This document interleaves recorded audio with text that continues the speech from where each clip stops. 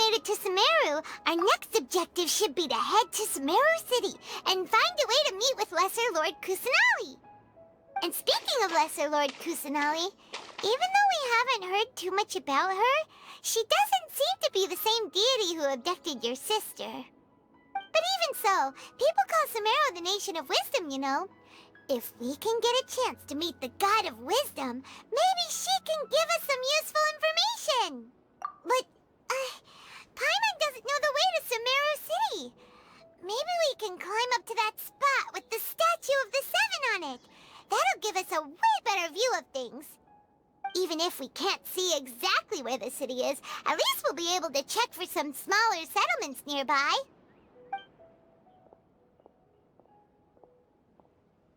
Wait a second. Look! There's someone up ahead!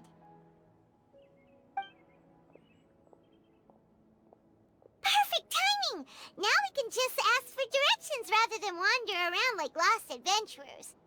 Hey there! We're not from around here and seem to have gotten a little lost. We'd like to ask for some directions. Huh?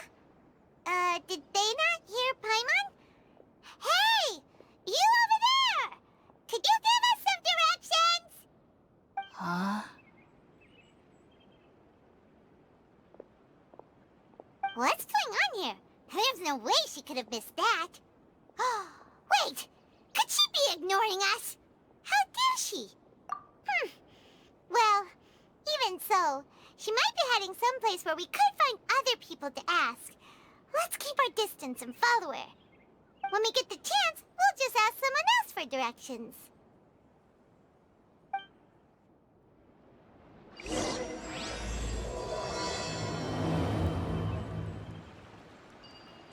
Come on, let's follow her. Just keep quiet. Make sure she doesn't notice us.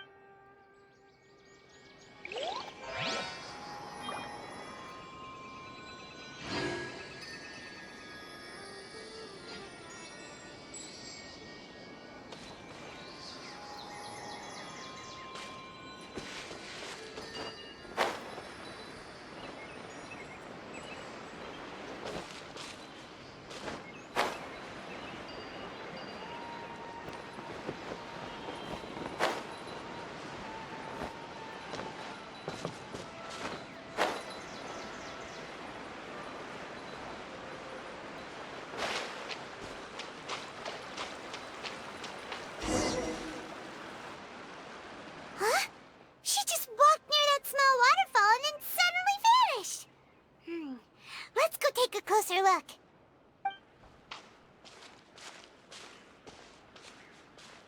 Paimon thought this cave would lead to a village or something, but, it looks like that's not the case.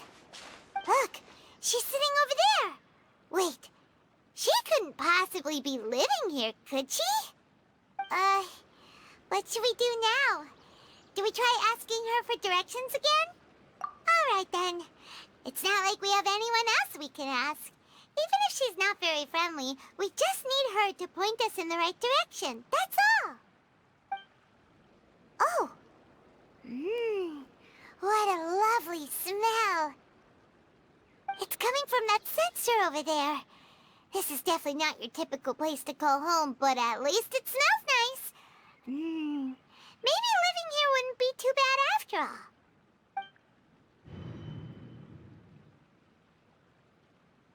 Huh? What's the matter? You don't look too good. What? Is the smell making you feel sick? Strange. Paimon doesn't feel anything.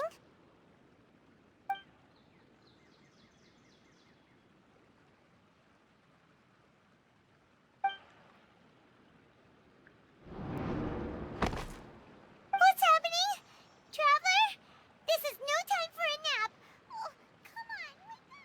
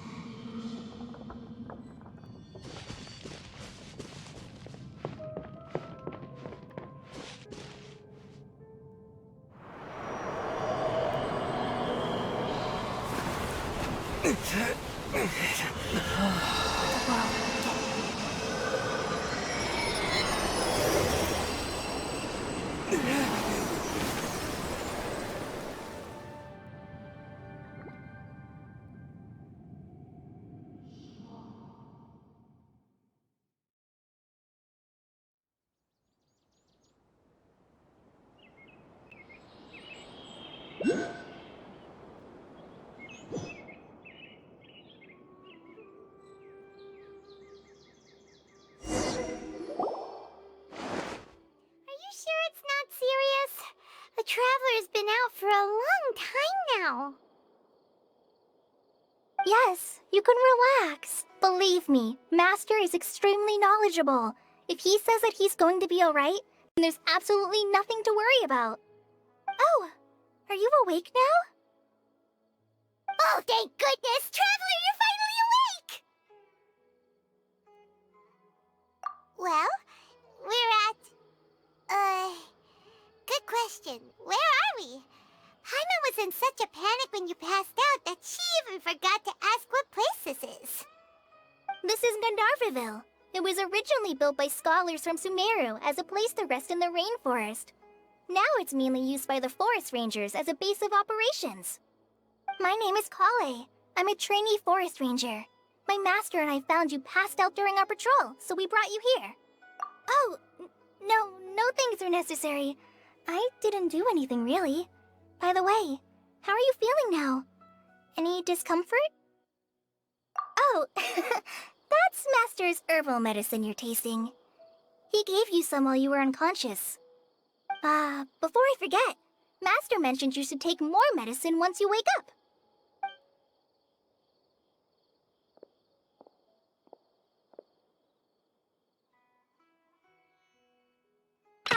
Whoops! Kale, what's the matter? Were you trying to retrieve the medicine? As I've already told you, you must be careful with these. All right, I'll get it for you once I'm finished here. Sorry, Master. Now, the guide to Avidya Forest's edible fungi is clearly posted on our bulletin board. But if Farbode forgets which mushrooms to avoid one more time, I'll have no choice but to leave the guide somewhere a little more visible. Like right smack on his forehead so others can remind him to be careful. Right? This is the second time he's come down with food poisoning this month. I'll be sure to give him a good talking to. Yes, please do. If, on the off chance, Farbode simply enjoys having little imaginary fairies dance before his eyes, then we'll just let him be. But the next time he requires any of our medicine, be sure to charge him accordingly.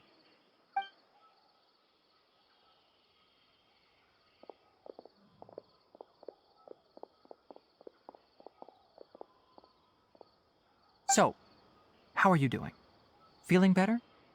Oh, this is my master, Forest Watcher Tainari. He is chief officer over all the rangers here in Gandharvaville.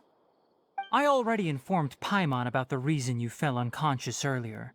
But now that you're awake, let me explain it for you as well.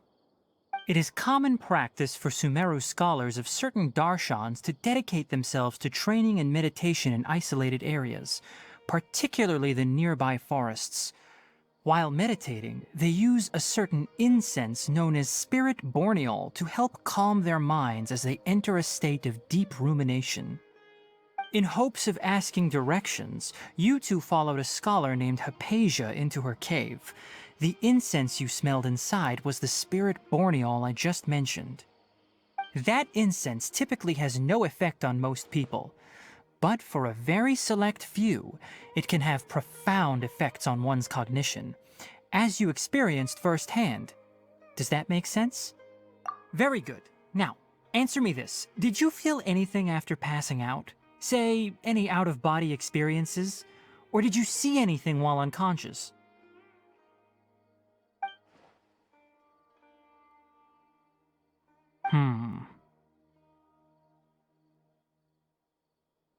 Kale, let the others know to stop bringing their patrol logs here for now. Huh? Why? Because these two will be staying here for the next few days. They can have my room and I'll bunk with Amir. Now get a move on and be sure to do as I've said. Yes, Master Tainari.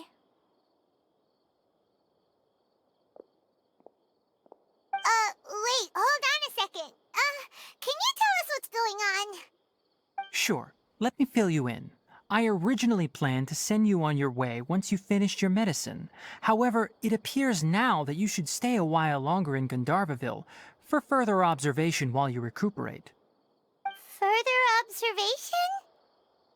No need to be hasty. As long as you have the capacity to judge between right and wrong, I promise that you'll understand the gravity of the situation once I explain everything to you.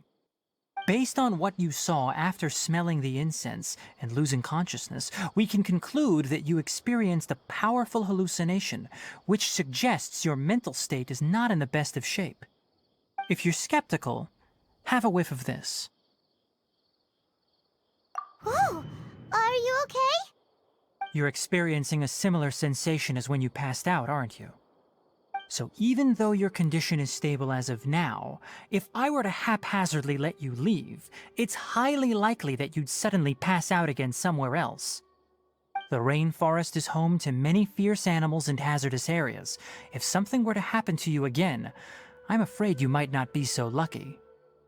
For now, I suggest you continue taking your medicine each day and avoid wandering off on your own. At least until you stop having adverse reactions to this kind of smell, okay? Good. Now continue resting while I fire up another bowl of medicine for you. Seriously?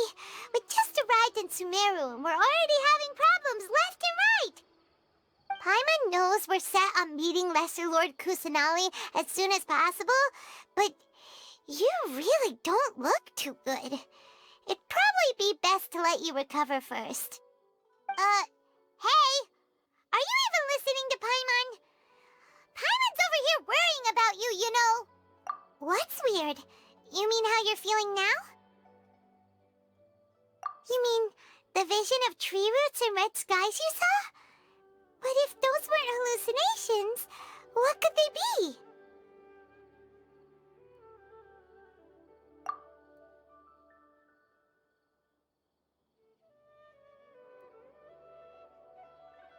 Well, considering how unique you are, Paimon trusts your judgment here.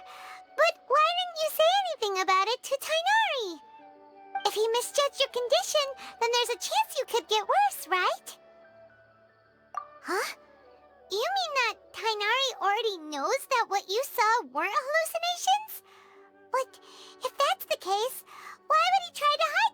us. Oh, Paimon gets it now. That explains why you were so quiet earlier. Well, that settles it then. We'll stay here to rest up and figure out what's going on with your hallucinations. But it seems like asking Tainari might not be an option anymore. What do you think we should do? Good idea. Kale's pretty friendly. We can ask her tomorrow about what she knows regarding the Dendro Archon and customs in Sumeru.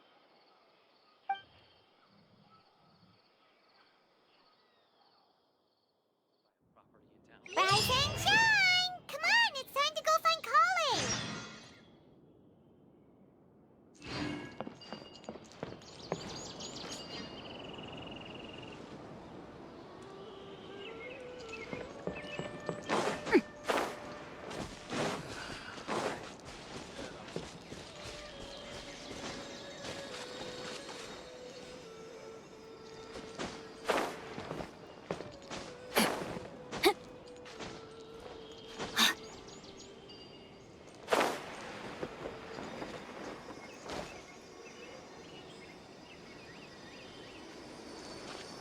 Rain outlines your fate.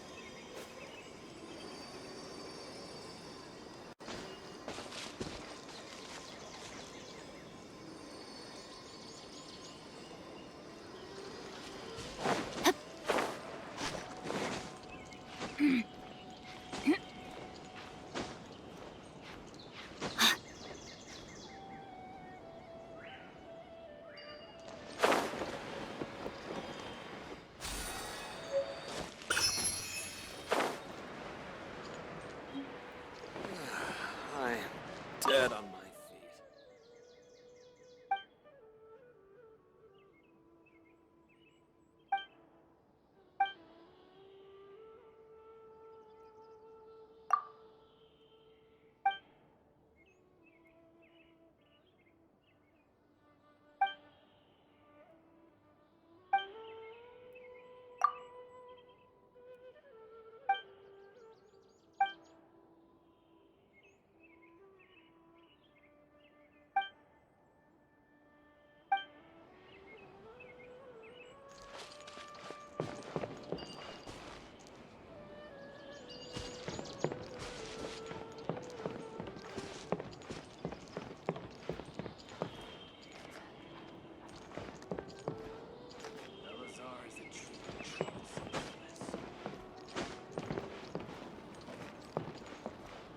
Our recent catch was great.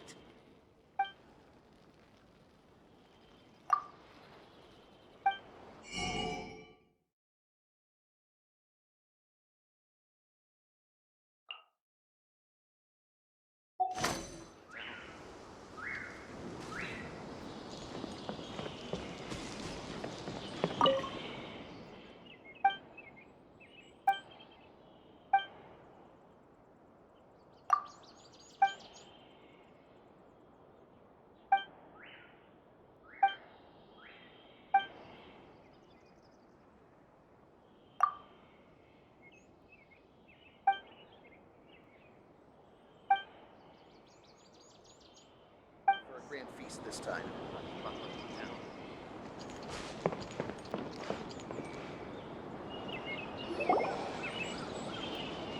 All right, next let's see your right hand. Yes, not bad. But please remember that you still need to be careful. Understand? Yes, I will. By the way, Master, I still haven't received the patrol route for today. Look, Kale, today's patrol will be a long one, so you won't be coming along this time. Besides, there's a chance we may encounter... well, you understand. But I have a vision too! Am I useless to everyone now? Don't talk like that, Kale. This is not something you need to be worrying about right now. Ah, there you are. Feeling any better?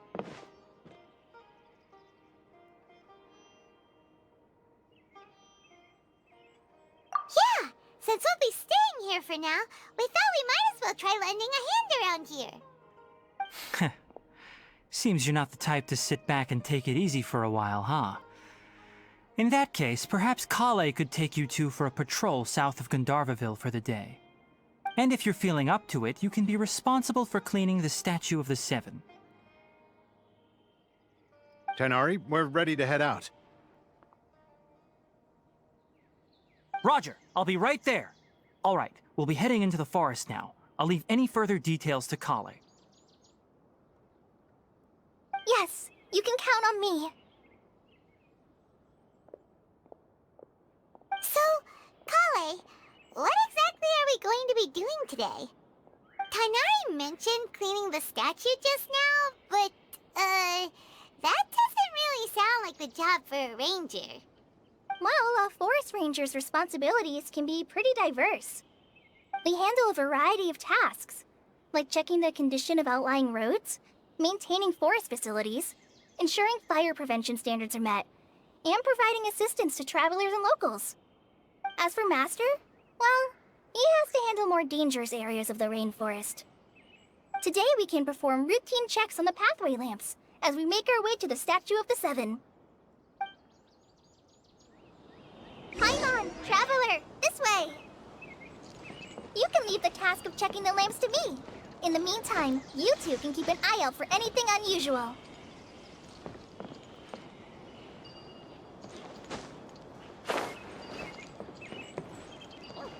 Yesterday, a total of 5 dusk birds.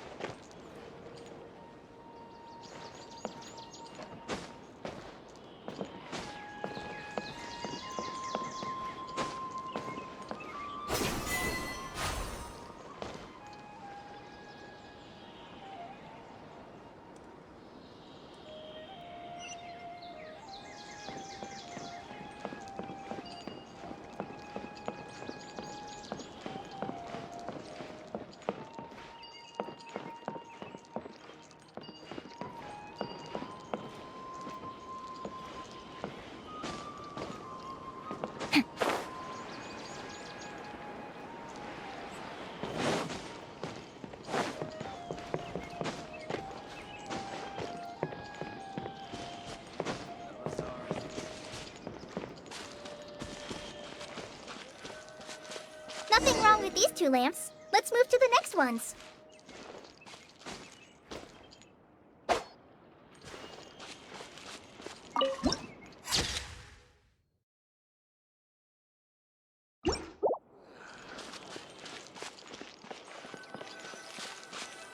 Oh, this lamp seems to be getting a little wobbly. Let me make a note of it. No problems with this lamp. Good.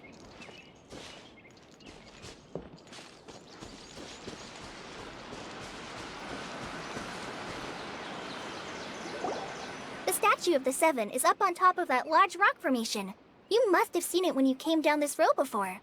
It's pretty high up there, isn't it? Don't worry.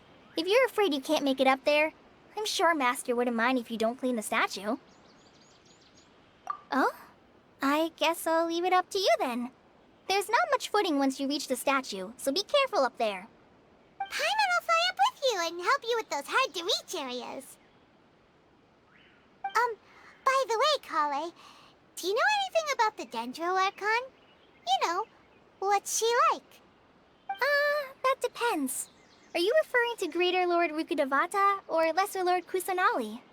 Huh? Greater Lord Rukkhadevata? Oh, is that the name of the former Dendro Archon? Uh-huh. Greater Lord Rukkhadevata was Sumeru's first Dendro Archon.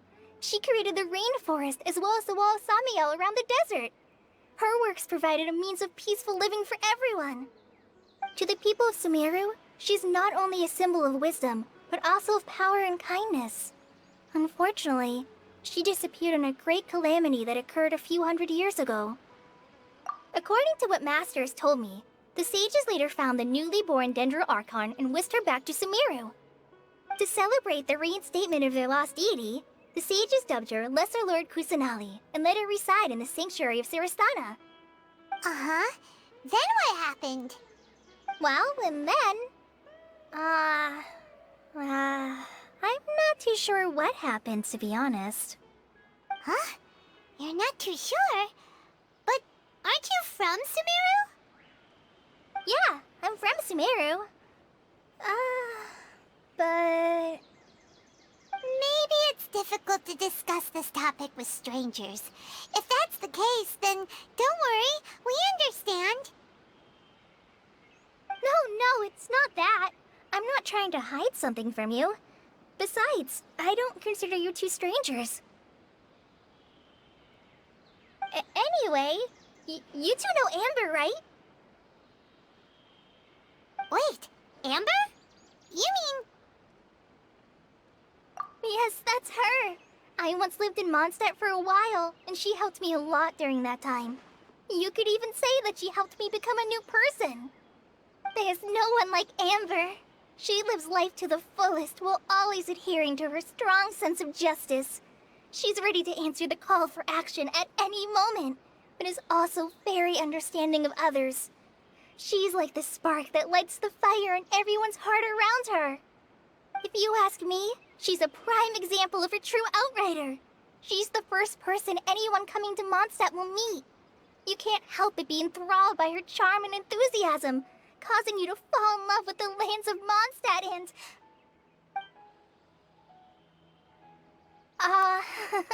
sorry. Paimon thought the work of Outriders was a little different from what you just described, but one thing's for sure, you really like Amber. Sorry. I was rambling on just now. It must have sounded kind of weird. It's alright, Kale.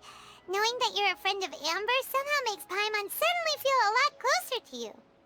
So, how do you know that we've met Amber? Well, after I returned to Sumeru, Amber and I have stayed in touch by writing each other letters. In one letter, she mentioned that Mondstadt was attacked by a fearsome dragon, but the city was saved by a mysterious blonde traveler and their floating companion. I knew you two were the ones she mentioned in the letter the moment I saw you. But, considering everything you've been through that day, I thought it'd be inappropriate to bring it up. Ah, so that's how you knew. Yep, so please know that you two have my complete trust, really. I wish I could tell you more about the Dendro Archon, but I have been away from Sumeru for some time, and I haven't read any books. Sorry. That's alright. You've already helped us a lot. We had never even heard of Greater Lord Rugadavata or the Sanctuary of Surasthana until you mentioned them. Oh, I'm happy that was helpful. There is one thing I want to ask, though. Why do you two want to know about the Dendro Archon?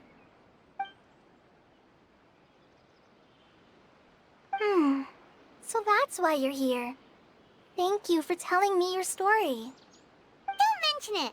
We are friends after all, right? Alright, we have a statue to clean. You both have my thanks. While you two are up there cleaning, I'll go ahead and inspect the forest canopy. Let's meet back here shortly.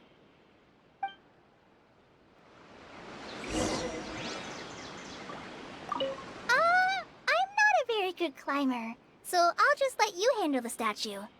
I'll go check the facilities up ahead. By the way, once we're done with our work here, would you like to chat some more?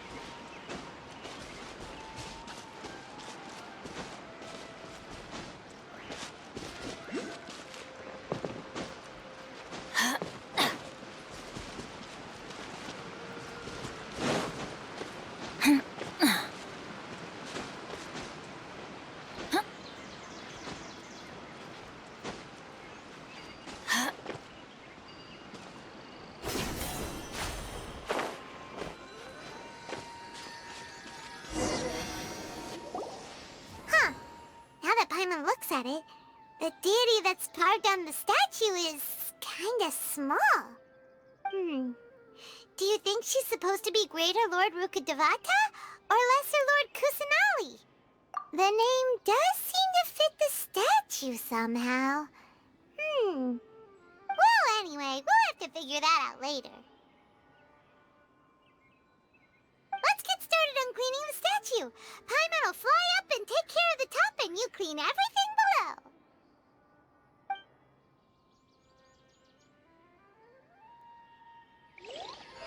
Nice work!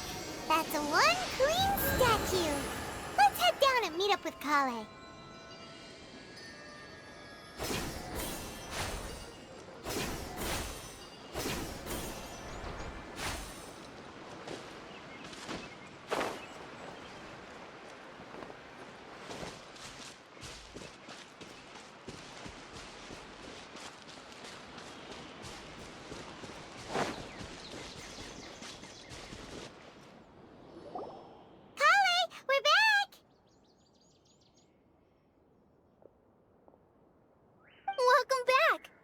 Be tired after all that climbing.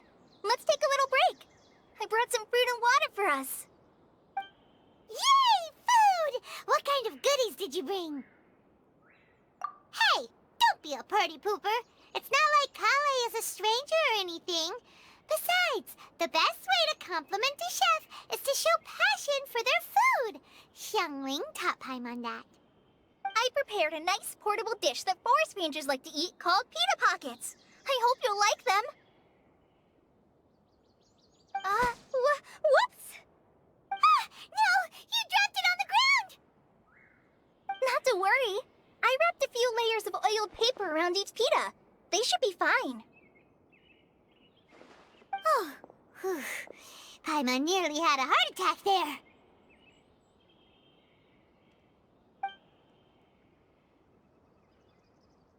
Those pitas are amazing! You're quite the cook, Kale. Thank goodness you wrapped them in paper. Paimon wouldn't have been able to sleep at night knowing something so tasty had been wasted. You really know how to compliment the chef, Paimon. Since you liked it so much, I'll be sure to give you a copy of the recipe sometime. I'll even include all my personal cooking pointers, so you'll be making your own pita pockets in no time. Yay! Thanks, Kale! It's hard to believe someone as diligent as you could have clumsy moments, too. Oh, I guess it happens from time to time. So, Kale, don't you think that Tighnari's a little too strict with you? He won't let you touch anything without his permission. Paimon knocks stuff over all the time flying around the Traveler, but he's never said anything. Everyone has their clumsy moments. No, you've got the wrong idea about Master. Sure, he may seem a bit harsh at first, but with some time, you'll see that he's actually very kind-hearted. I've heard the veteran rangers say that Master is from some ancient and mysterious race that is known for their cunning wit and reclusive nature. Oh, by the way, you've heard of the Academia, right? Well, there's a group called,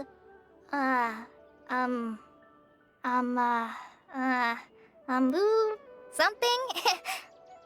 Well, anyway, because Master does a lot of research on plants, sages from the Academia have written him many times, inviting him to take up an official position there.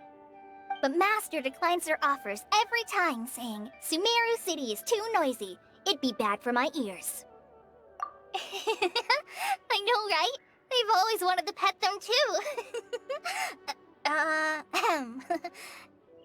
Anyway, Master could have easily left the rainforest to take up a position at the Academia, but he chose to stay here instead as a forest watcher, helping the locals every day and passing on his knowledge to trainees.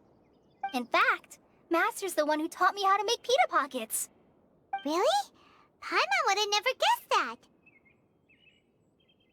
Oh, speaking of Tighnari, he was the one who took care of you after finding you passed out yesterday. He even carried you all the way here. Paimon's still kinda upset, though. He kept scolding Paimon the entire way here.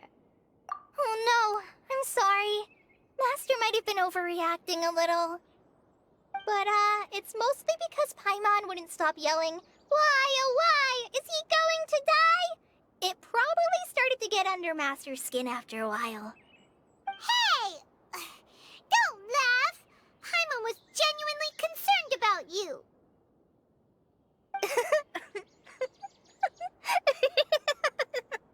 Hey! Now even Kali's starting to laugh. Ugh, that's it! Paimon won't forget this! It's time for some Paimonial wrath! No! Don't touch me!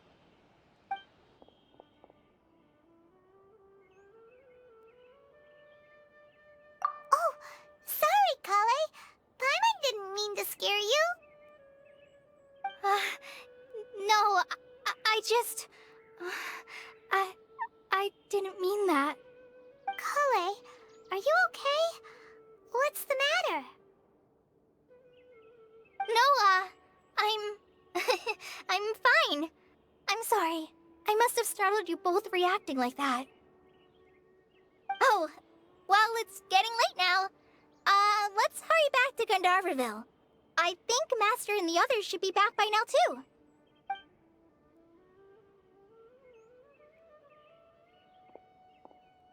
Huh? What was up with Kale just now? And why is she in such a hurry all of a sudden? Look, she's practically running back. Paimon can't even see her now.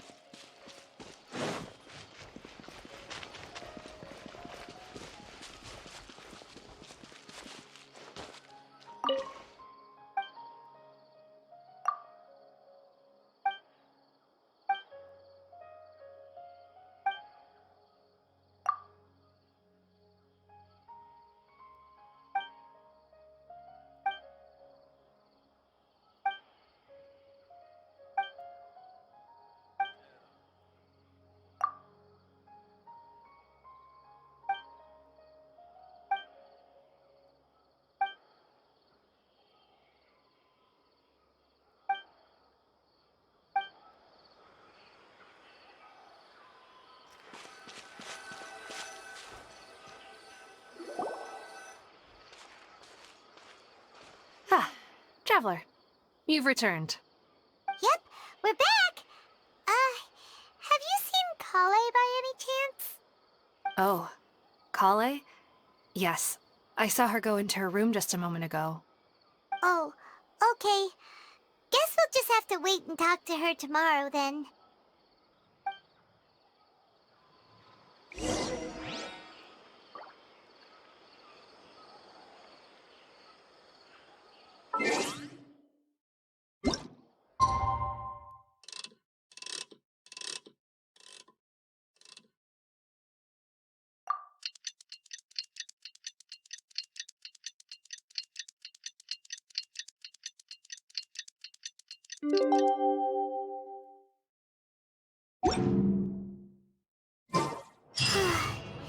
Paimon was thinking all night about what happened with Kale, and still can't figure out what the problem might be.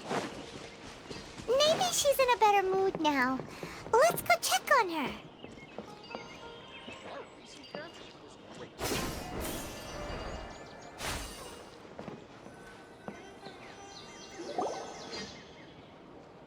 Ah, it's you two.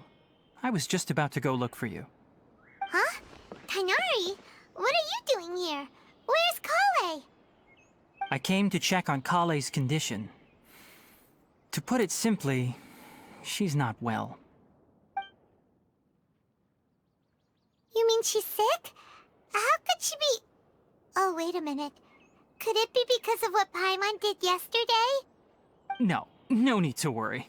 Something as small as you could never harm her. This sickness is something that Kale has been dealing with for some time.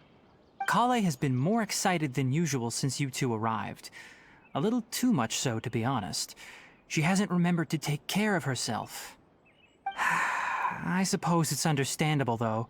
She hasn't been around anyone she considered a friend for some time now. It must have been refreshing for her to have you two here. So, Tainari, what's really wrong with Kale? Let's take this conversation elsewhere. Kale just fell asleep after taking her medicine. She needs some peace and quiet.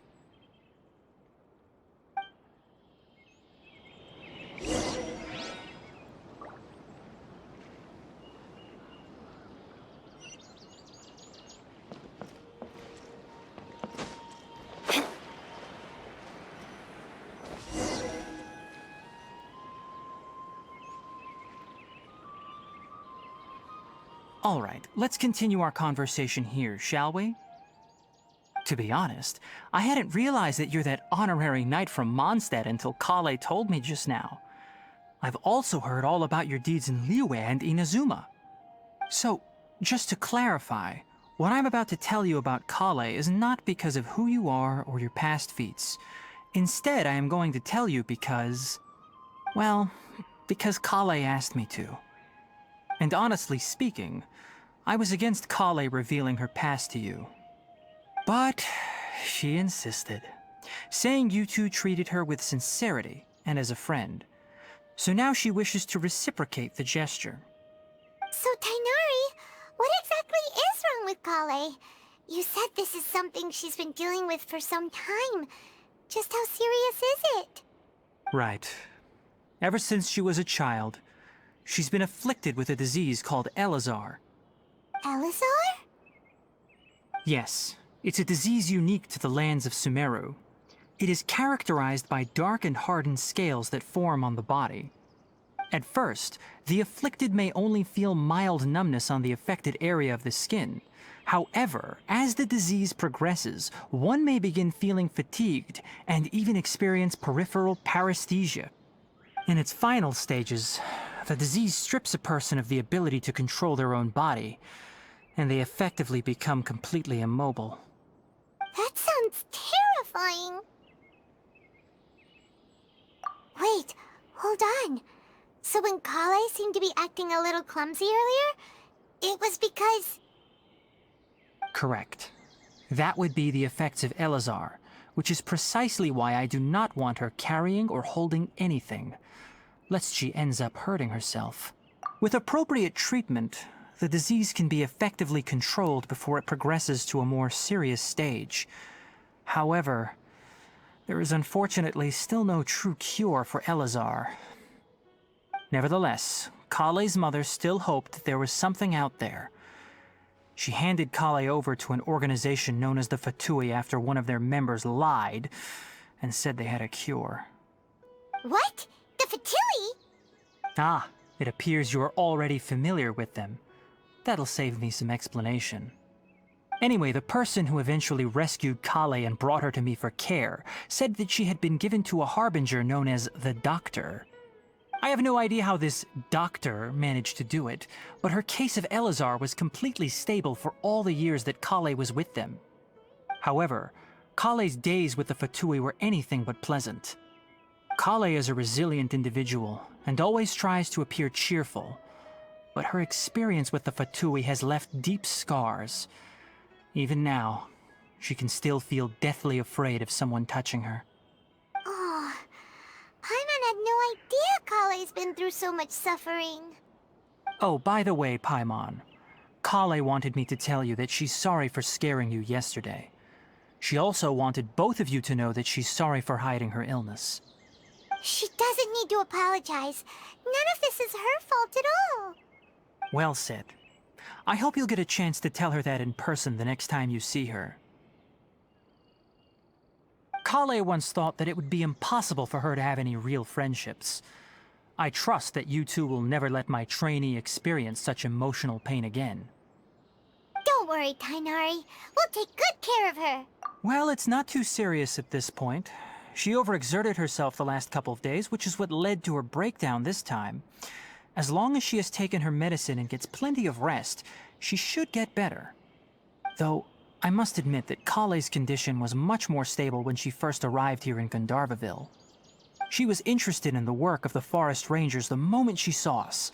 I could see that she was serious about learning, so I felt compelled to ask her to join us.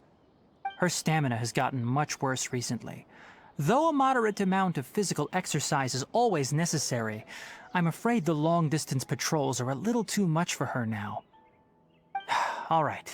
Now that I've told you about Kale's past, I think I'll head into the rainforest to find some ingredients needed for her medicine. I'll see you two later.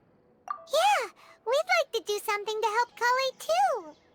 All right, but I must warn you two.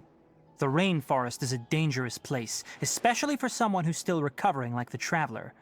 You must follow closely and listen to every instruction. No problemo. Let's go then. We'll be looking for a plant known as lunar lotus. It's often used to help those afflicted with Elazar recover their energy. Hey, Tainari? Where exactly are we going to find this plant? Lunar lotus can be found all over the rainforest, but it often grows right here around Gandharvaville.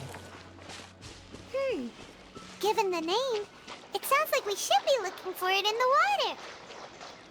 You are correct. Lunar lotus grows in the water. When fully matured, they look like giant blue flowers floating on the water's surface. Quite an attractive species, if you ask me.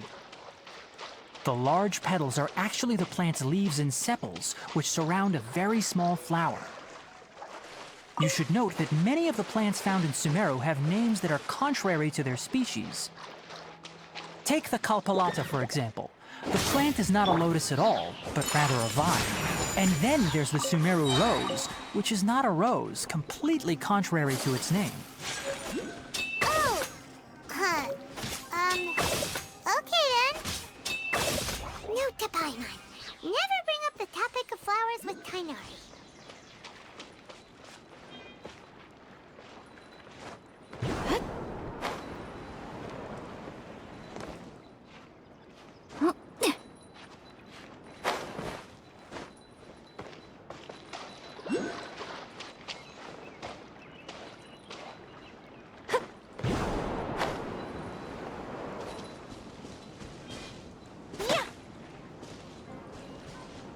Let's light it up! Yeah! Huh?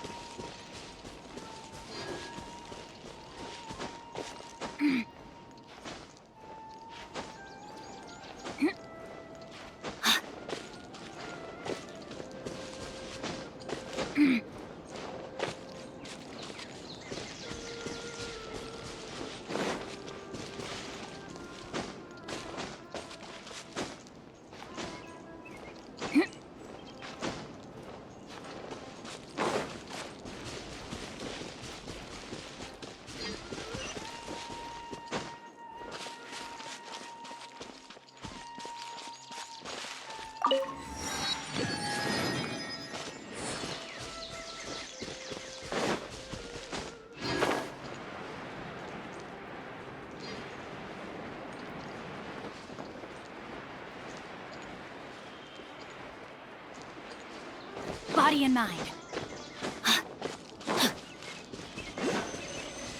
Rain outlines your fate.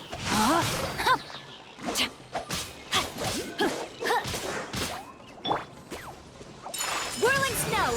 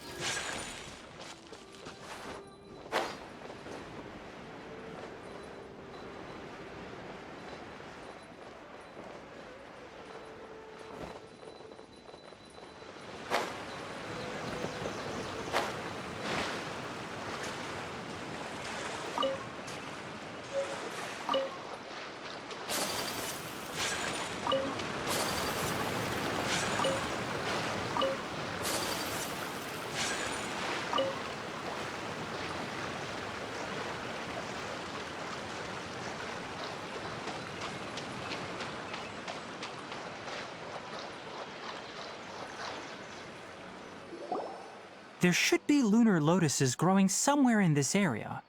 Let's split up and begin searching. If you could manage to gather 4 of them, that would be sufficient. We'll rendezvous here once you've gathered the needed amount.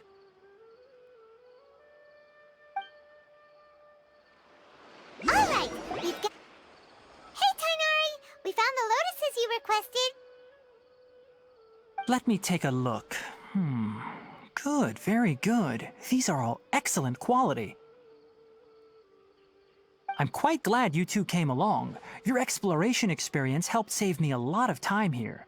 It seems we even have enough time to stock up on some other things I need. Hey, Tighnari!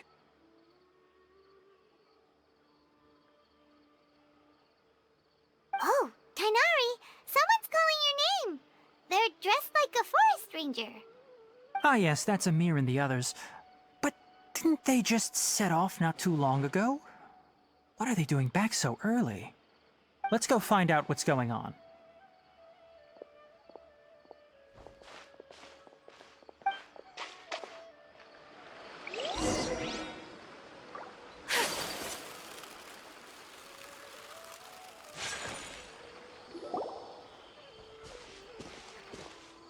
Tighnari, thank goodness we found you here. We were just about to head back and find you at Gandharvaville. What's going on? We just discovered a withering zone. The Withering is back? But the patrol route you were on should have been already clear just a week ago. It reappeared so quickly. Can you tell me the exact location? It's up ahead, deep in the river valley. It's appeared in a spot that blocks nearly the entire narrow part of the valley area, so we decided to come find you as quickly as possible. And the radius of the contamination? Sorry, I couldn't get a clear enough view to tell. No one in our patrol team had a vision, and it appeared to still be spreading, so we didn't risk getting any closer. Okay, I understand. You made the right decision. I'll go deal with it right away. In the meantime, please guide these two back to Gandharvaville. Wait, Tighnari! Why don't you let us help you? You two have only just arrived in Sumeru. You're still unfamiliar with many things in these lands. There's a unique type of anomaly that occurs in the Sumeru rainforest. It's called the Withering. The affected areas not only cause nearby vegetation to wither, but it's also lethal to wildlife and even people. If you don't carry a vision, then you should think twice before approaching such places.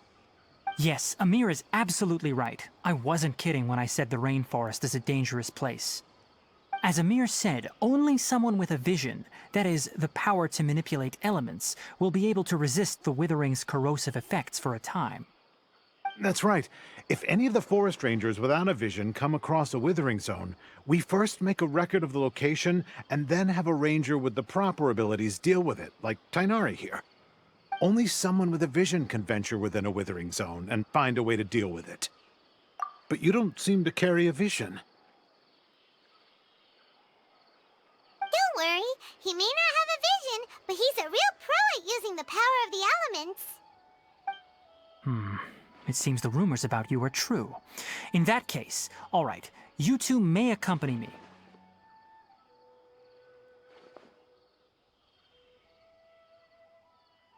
We typically only teach visitors how to identify the Withering as they're about to leave Gandharvaville. We'll make an exception today, and show you what it looks like up close.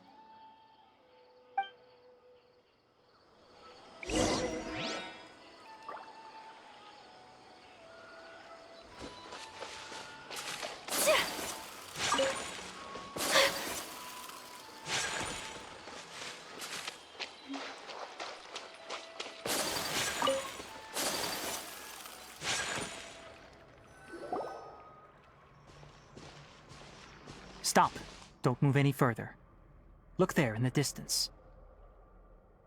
Huh? Where? Oh, look! Those plants have withered! That whole area is kinda gloomy. Even the air looks like it's filled with ash. Oh, Paimon doesn't like the look of this. That is the Withering. All right, Traveler.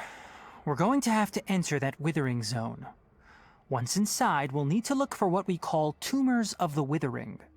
If we eliminate those, then the area will be saved. Thank you, but I must warn you. Don't push yourself. This is your first time handling this sort of thing, after all. Even with elemental powers, once you step inside the withering zone, you may experience extreme discomfort. If at any point it becomes too much, return outside the zone and take a breather. It could become a matter of life and death. You ready then? Let's go.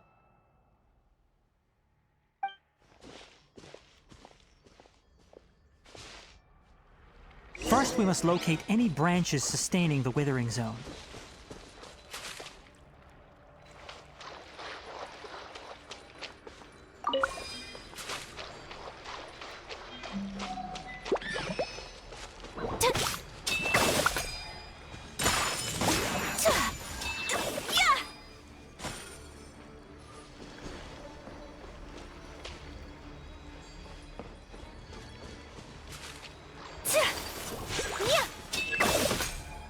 My apologies.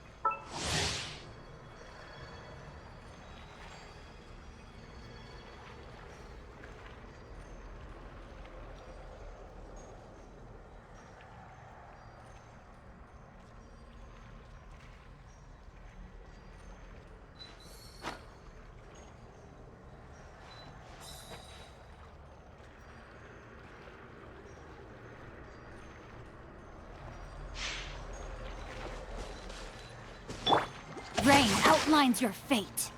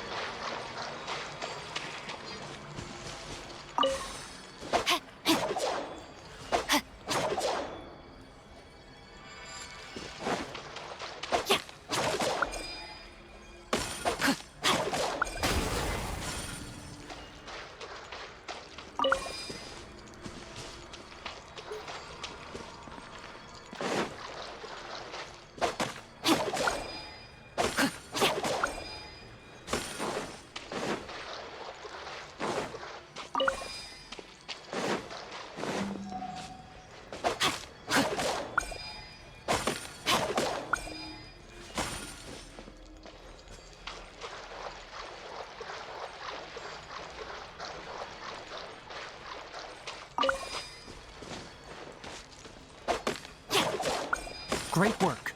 Now that all the branches have been cleared, we'll need to take care of the tumor.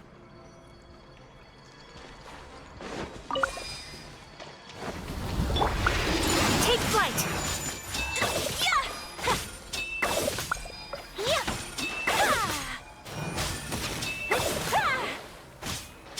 Now, destroy the tumors of the withering.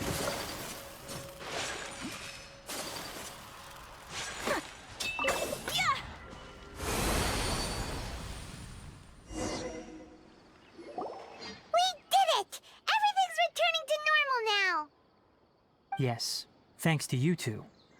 We were able to quickly restore this area back to normal. Tainari? You make it sound like we did well, but why does Paimon have the feeling you're worried about something? It's that obvious, huh? Alright, it's like this. Recently, the rate at which the Withering Zone appears has been increasing. Even though we were able to quickly clear that Withering Zone, it won't be long before another one appears. If that simply meant more work for me, then that wouldn't be an issue. But it's far more severe than that. The withering is leaving lasting effects on the rainforest itself.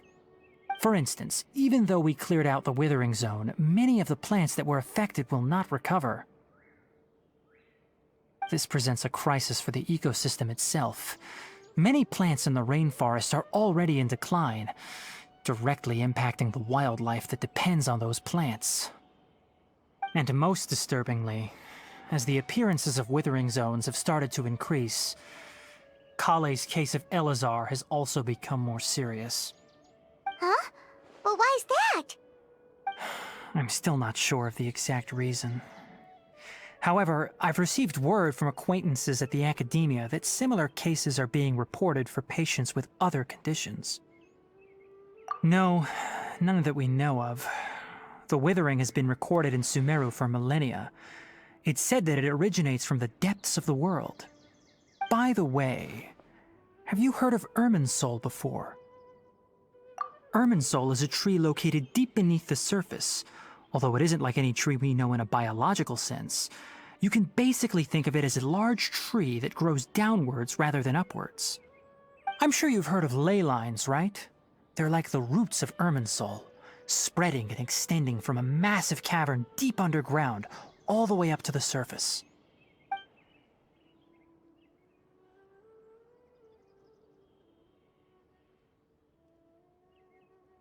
Ley lines continually absorb the memories of this world, which are then funneled into Irminsul, allowing it to collect knowledge and wisdom from ancient times to present day.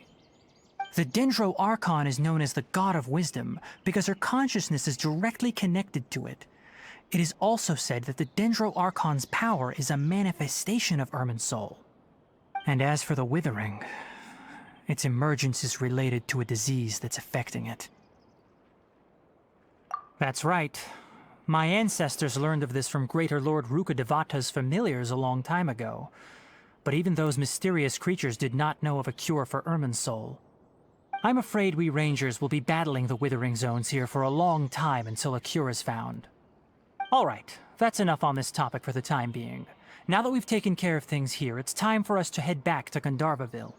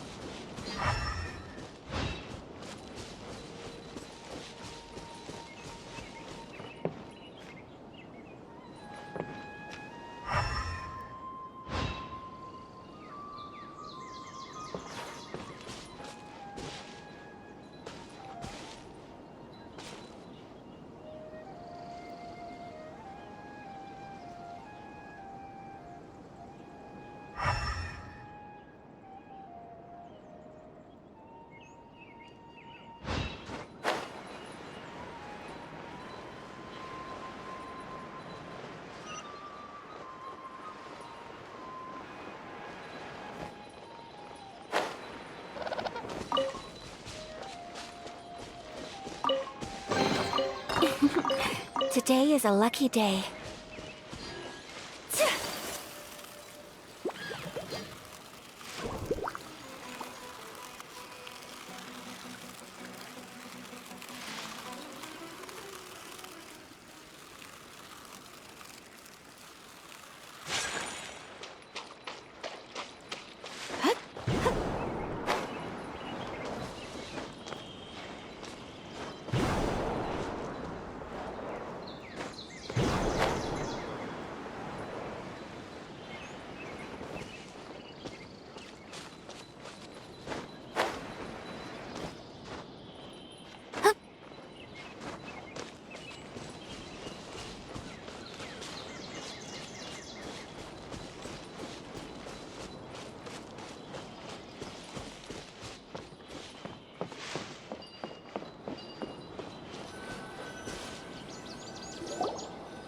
Oh, Tainari, you all made it back.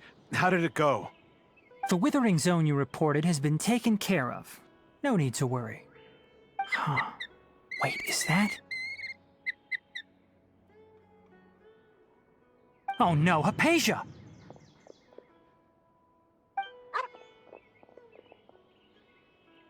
Huh? What's wrong, Tainari? This Duskbird is Hypatia's designated courier for urgent news. You do remember her, don't you? She's the scholar you and Paimon were following when you first arrived in Sumeru. Oh, her? How could we forget? So did something happen? Let me see what's written in the letter first. Oh. So what's it say? And what's with that weird expression on your face? Just let Paimon read it. Huh? All Paimon sees are 3 squiggly lines. Yes, allow me to explain. After we brought you from Hypatia's cave to Gandharvaville, Hypatia resumed her meditation. She must have just finished. It's been nearly 3 days since she's had anything to eat, and it appears she's forgotten to prepare some rations. This letter is her asking us for help. We need to go. What? You mean she's been sitting there for 3 days? Hey, wait, how did you know all that from just a few lines on the paper? Well, obviously because this has happened before. Last time she drew 5 lines, and by the time we found her... well, I'd prefer not to remember that. Needless to say, Hypatia's been through worse, but we should still get to her as quickly as possible. I've got some emergency rations set aside for times like these. Paimon, Traveler, could you two bring these to her? Wait, you want us to bring her the rations? But will the Traveler be okay if her cave is still filled with that funny incense? Let's find out. Here, Traveler, take a smell and see. So, how do you feel? Huh? Really? You're not feeling even a little drowsy? But wait, how'd you know that he'd be okay this time, Tainari? Back when we were clearing the Withering Zone, I observed that he could adeptly manipulate the Dendro element. I knew then that he would be fine. And if I may ask, when I was telling you two about Irminsol's ley lines, was what I described similar at all to what you saw while you were unconscious? That's correct. Those weren't hallucinations at all. Though I don't intend to apologize for deceiving you. Because what you saw is of significant importance. Not just for the nation of Sumeru, but the entire world of Tevat. My forefathers were shown much favor by Greater Lord Rukkhadevata. We took an oath to protect this nation together with her. Now that that duty has fallen to me, it was part of my responsibilities to ascertain whether you could be entrusted with the fate of Sumeru. Now, after seeing you in action with my own eyes, you have earned my confidence, and I no longer feel the need to hide any secrets from you. When you passed out, your consciousness had connected directly with Irminsul. What you witnessed were actually real memories contained within Irminsul itself. I could try to tell you more, but it would be better if you went to ask Hypatia instead. Her focus on meditation and use of Spirit Borneol are aimed at establishing a connection with Irminsul, just as you did.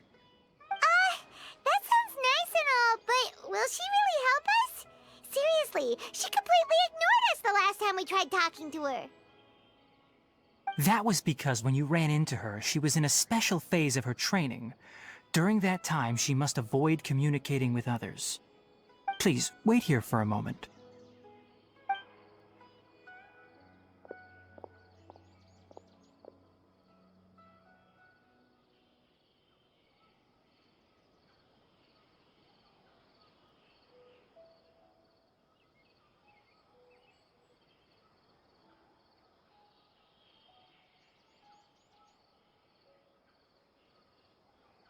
Here, take these. It's a meal I packed for Hypatia, as well as some other ingredients. I'm sure it'll come in handy.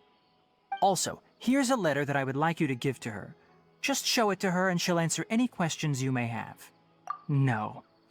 I should be the one thanking you. You've both been a great help these last few days. Hypatia should still be in the cave. Let's go inside and see how she's doing.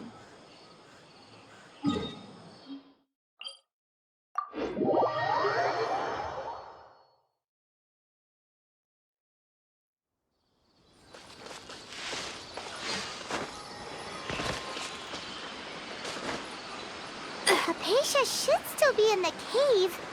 Let's go inside and see how she's doing.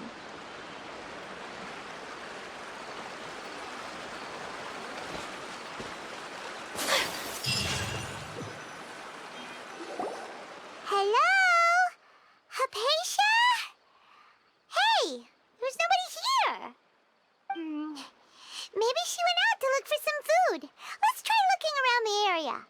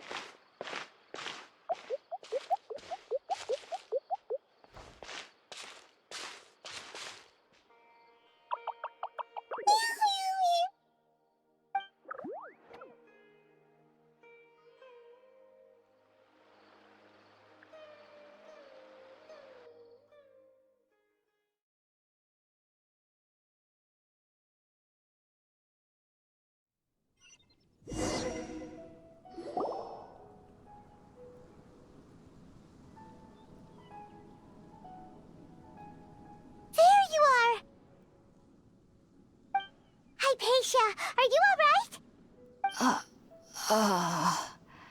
So hungry. Need water. There's no way we can get her to eat in her current condition. Let's try finding some water first. Huh? Wait. Why does it look super foggy outside all of a sudden? Anyway, let's go look around.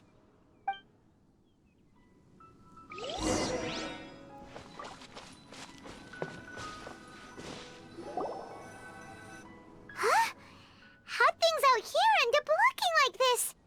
What happened? And where are we? Really? Oh, maybe you're right. Let's go investigate the area.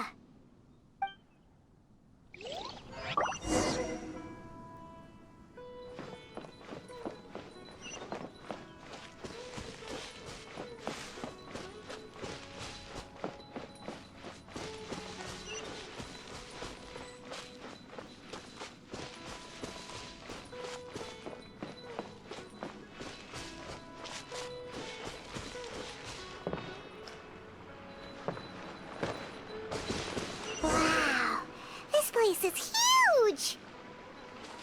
I knew there's something off about that cave. Let's think of a way to get over there and have a closer look. Who knows? Maybe we'll find a lead of some kind. Yeah! My apologies.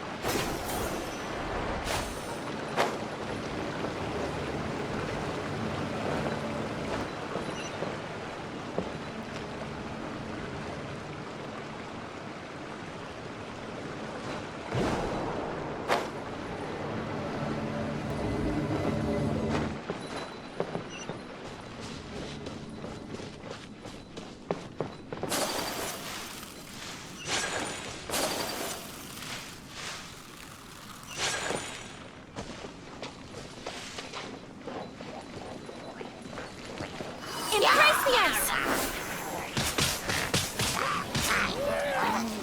Whirling snow! No, my sword! Huh? Huh? Take flight!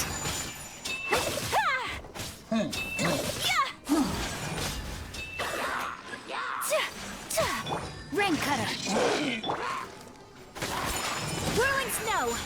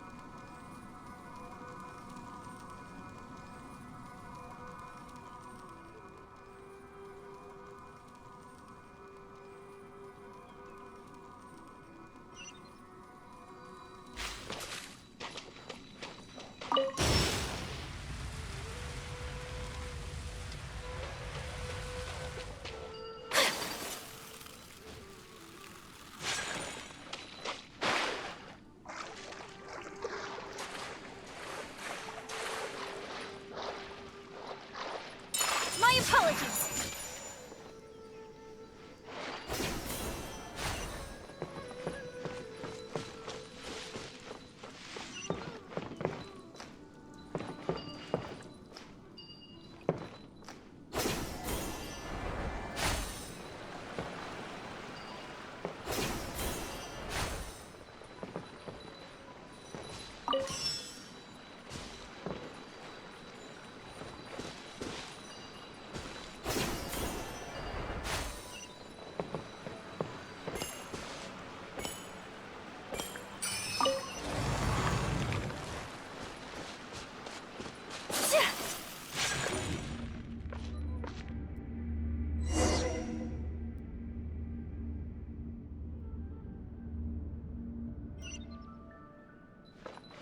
What in Tibet is going on here?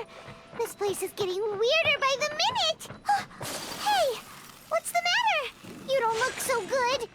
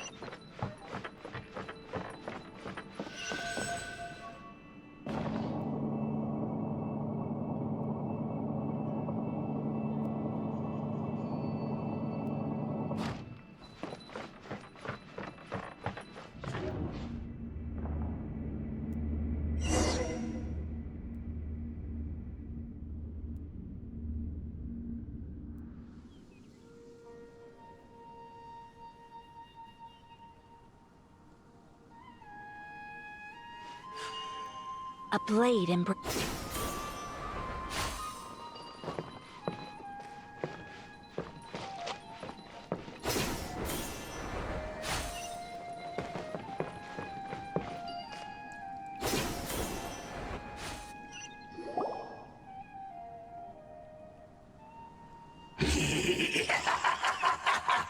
Well.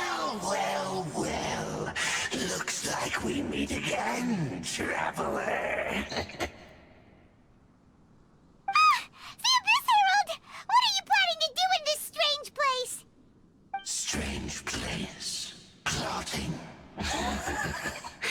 You needn't worry about such things. They don't concern you.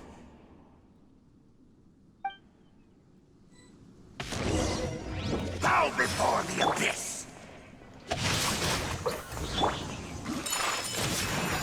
Kami reverse. Everybody stand back! Let's light it up! Hey-ya! Whirling snow!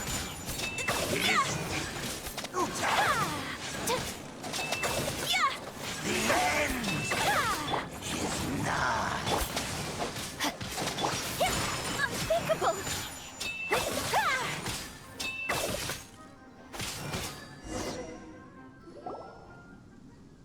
Huh? Why can't we beat this guy? Oh, Paimon doesn't get it! We faced others like him before! What's wrong this time? Traveler, though you may have managed to avert countless crises before, your good fortune was bound to end sooner or later. It's time you realize how weak and powerless you really are. Your sister. Oh, pitiful traveler. Are you really so ignorant? Or are you just living in complete denial? Her Highness has long since forsaken you.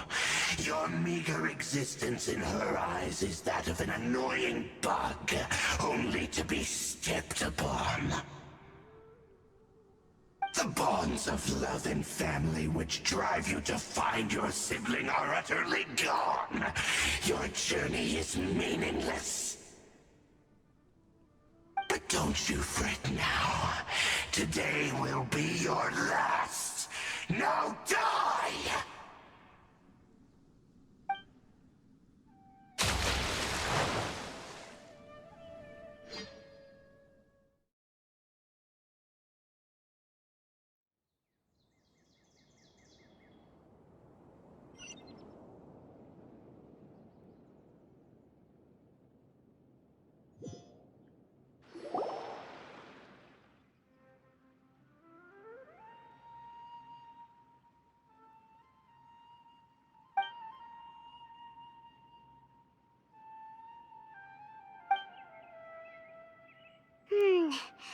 What do we do? We haven't seen Hypatia anywhere out here. Oh, there she is! Quick, let's see how she's doing. Ah, so sweet. Well, the good news is that she's still conscious. Hey, why'd you drop her food on the floor like that? Are you okay? That's really not like you. Anyways, we can talk about this later. We better make sure she's all right first.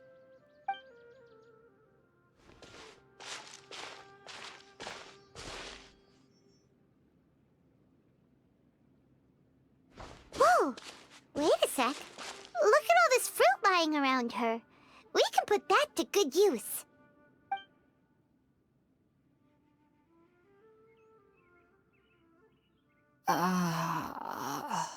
Who is there? Tainari, is that you?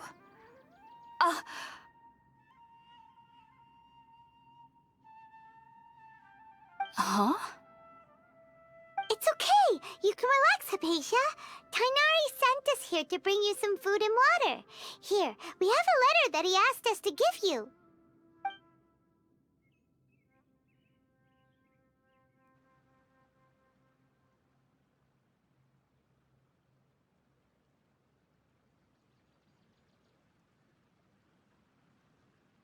I see. So, you're friends of Tainari. I apologize for all the trouble I've caused you. I'm grateful that you came so quickly to save me. You even brought all this fruit. Well, actually, we didn't bring the fruit. It was already here when we arrived. We were kind of wondering about that, actually. When we found you here, there was all this fruit lying around and even some juice dripping from your lips. How did you end up like this anyway? Oh, really? I seem to understand now. All the fruit was likely from my, neighbor. Must have come by and saw me like this. Your neighbor? You mean there's someone else living nearby? Oh? So you're able to see them too?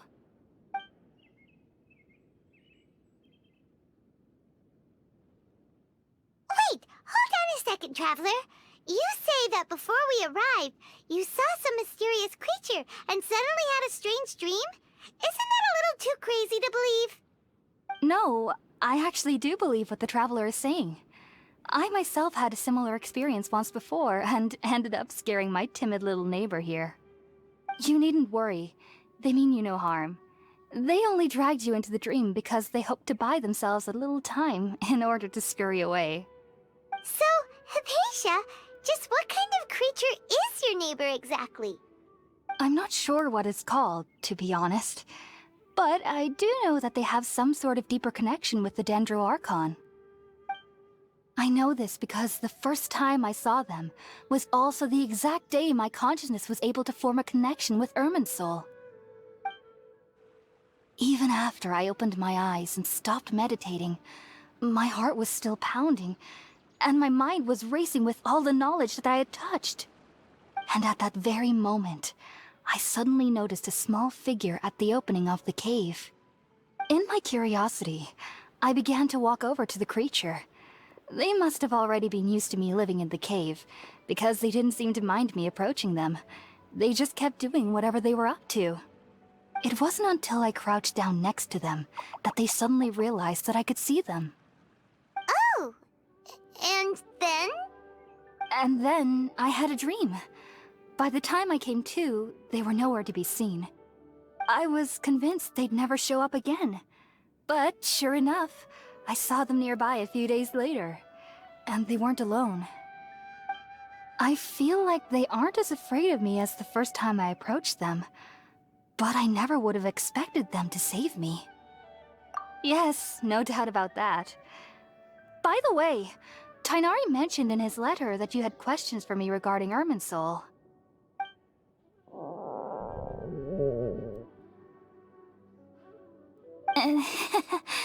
Sorry about that. Sounds like just drinking juice still isn't quite enough for my stomach. Well, if somebody hadn't dropped the food earlier... Anyway, looks like we'll need to prepare something ourselves. Besides, Paimon's getting hungry too. Let's eat first and talk about Irminsul later. Alright, we're up, Traveler. Today's menu will feature sweet madame and a radish veggie soup. You'll love them, Hypatia. They're our specialties after all. Sounds good. I've never tried any dishes from other nations before. I certainly look forward to it. It's been so long since I've had a decent meal, too. To be honest, the last time had to be when Tighnari came to visit.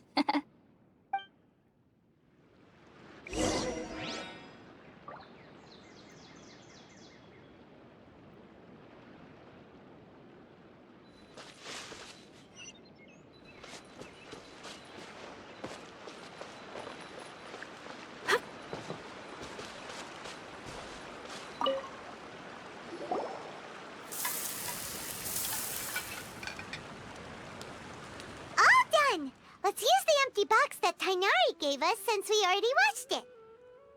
Oh, it smells amazing. And the box is a nice touch, too. Let's go serve this up and start eating with Hypatia.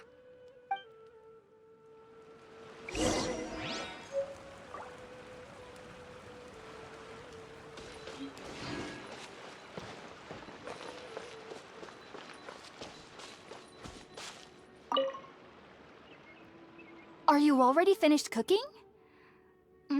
Smells delectable. I'm truly thankful whenever I can enjoy a proper meal like this. Cooking really isn't my forte.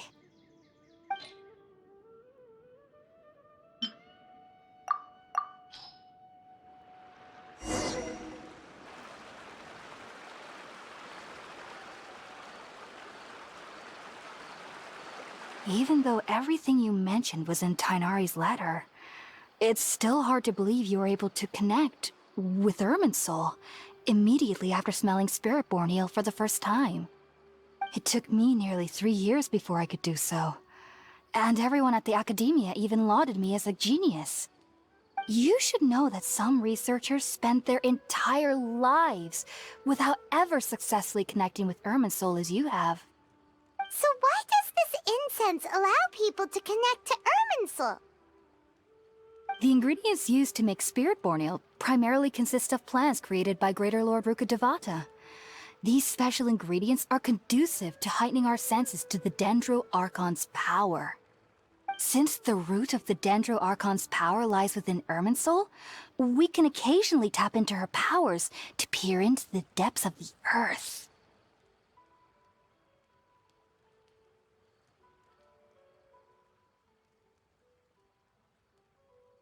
Naturally, anyone who can establish a connection with Irminsul in their first ever attempt must be a person of great understanding. Makes sense. But Paimon's got a question. Why was he sensitive to the smell of those plants for such a long time? That was primarily due to his body's unique constitution. Stimulated by the incense, he could perceive the Dendro Archon's power and experienced a sensory overload, hence the adverse reactions. Taking in any scent similar to the ingredients of Spirit-born Ale would cause adverse effects. Not to worry though, it appears you've already fully recovered. Technically, your body should still be sensitive to the powers of the Dendro Archon, but unless you're using intentional meditation techniques, the scent of Spirit-born Ale should no longer trigger such reactions. Whew. Well, that's a relief. I must admit, I am quite envious of your abilities. Even if it meant suffering from pounding headaches for the rest of my life, I'd consider it worthwhile so long as I could connect with Irminsul at will. Whoa, you're really serious about this whole thing, aren't you? I am a researcher after all. As a member of the Ritaoist Darshan at the Academia, my main area of research is the stars and their connection to the fate of living beings. But there is still so much we don't know, especially regarding the mysteries that lie in the starry skies. Which is why I must turn to the all-knowing Irminsul for answers. If only my perception wasn't so limited. Unfortunately, I cannot guarantee that my every attempt to attune with Irminsul will be successful, or that doing so will leave my consciousness intact. I am currently in the stage of training known as Satyavada life. Many researchers in Sumeru have lost their minds while seeking to attune with Irminsul during this stage. Sages have said that Irminsul contains divine knowledge, and touching such knowledge without the proper preparations and abilities will only lead to one's mind caving in on itself. That's why we meditate alone. We need to ensure that our minds will be calm, while minimizing the possibility of involving anyone else. Whoa, so knowledge from Irminsul can be super dangerous. Aren't you afraid of the risks, Hypatia? Of course I do. Especially during nights that are pitch black with no moonlight, and dead silent without even the sound of insects. However, I've been feeling better as of late. I don't get as scared anymore knowing that I have a little neighbor living nearby. I believe that being able to see them is a sort of blessing from the Dendro Archon. But what's strangest of all is that they're clearly an envoy of the God of Wisdom herself, and they have the curious power to make people dream. What's so strange about that? It doesn't sound so out of place for a divine being, does it? Well, it's strange because nearly nobody in Sumeru can ever dream. Huh. Is that true? Yes, well, to an extent. Only children can dream in Sumeru. Adults, however, never do. The sages say that wisdom implies rationality, but that which occurs in dreams is often neither rational nor logical.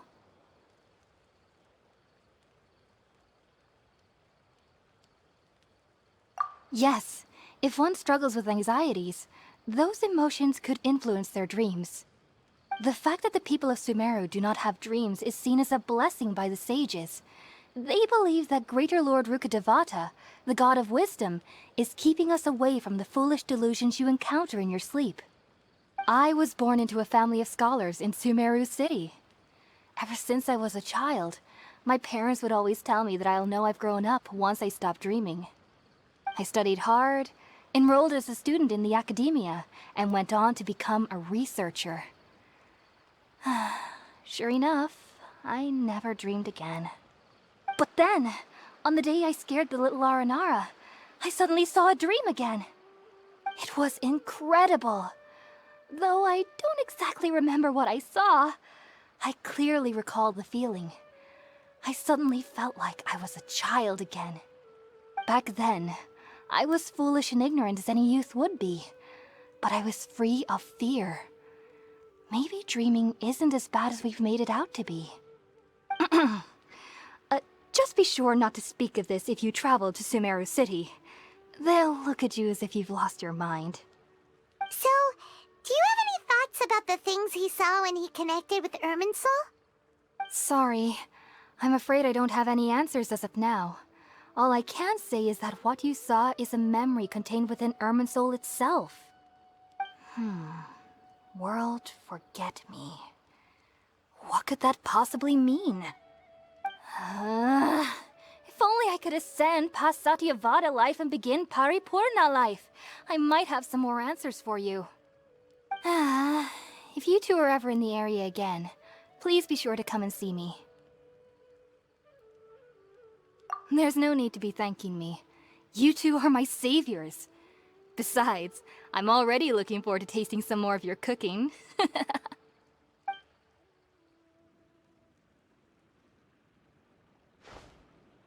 Now that we know Hypatia is alright and had the chance to ask her some questions, Paimon thinks it's about time to head back to Gandharvaville.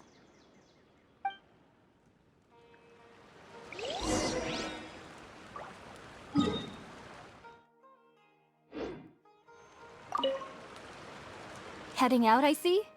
If there's anything else you'd ever like to ask about, you know where to find me.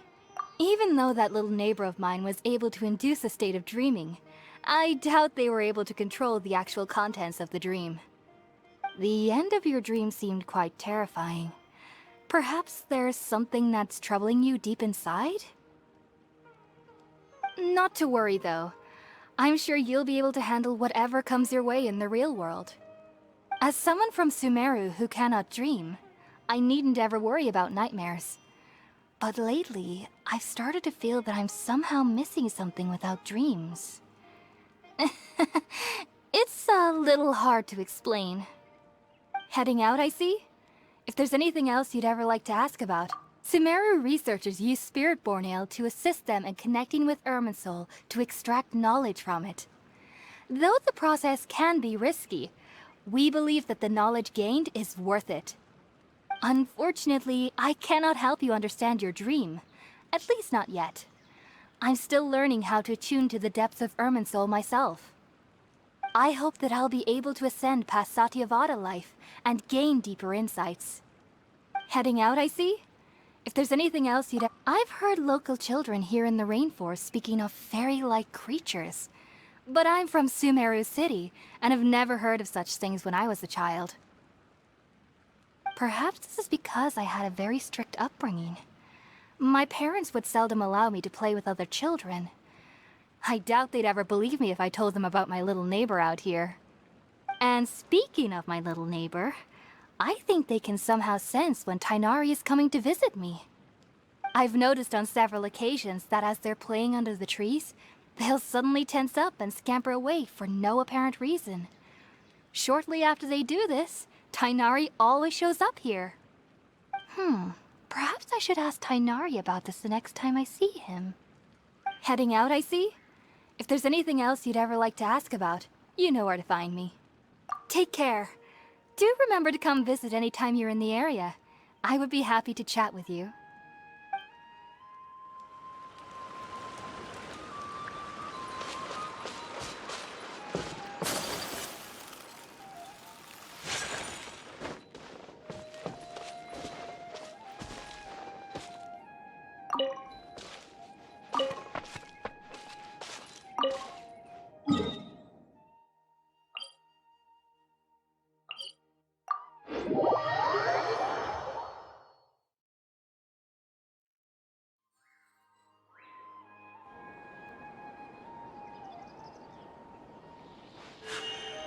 A blade embraces its duty.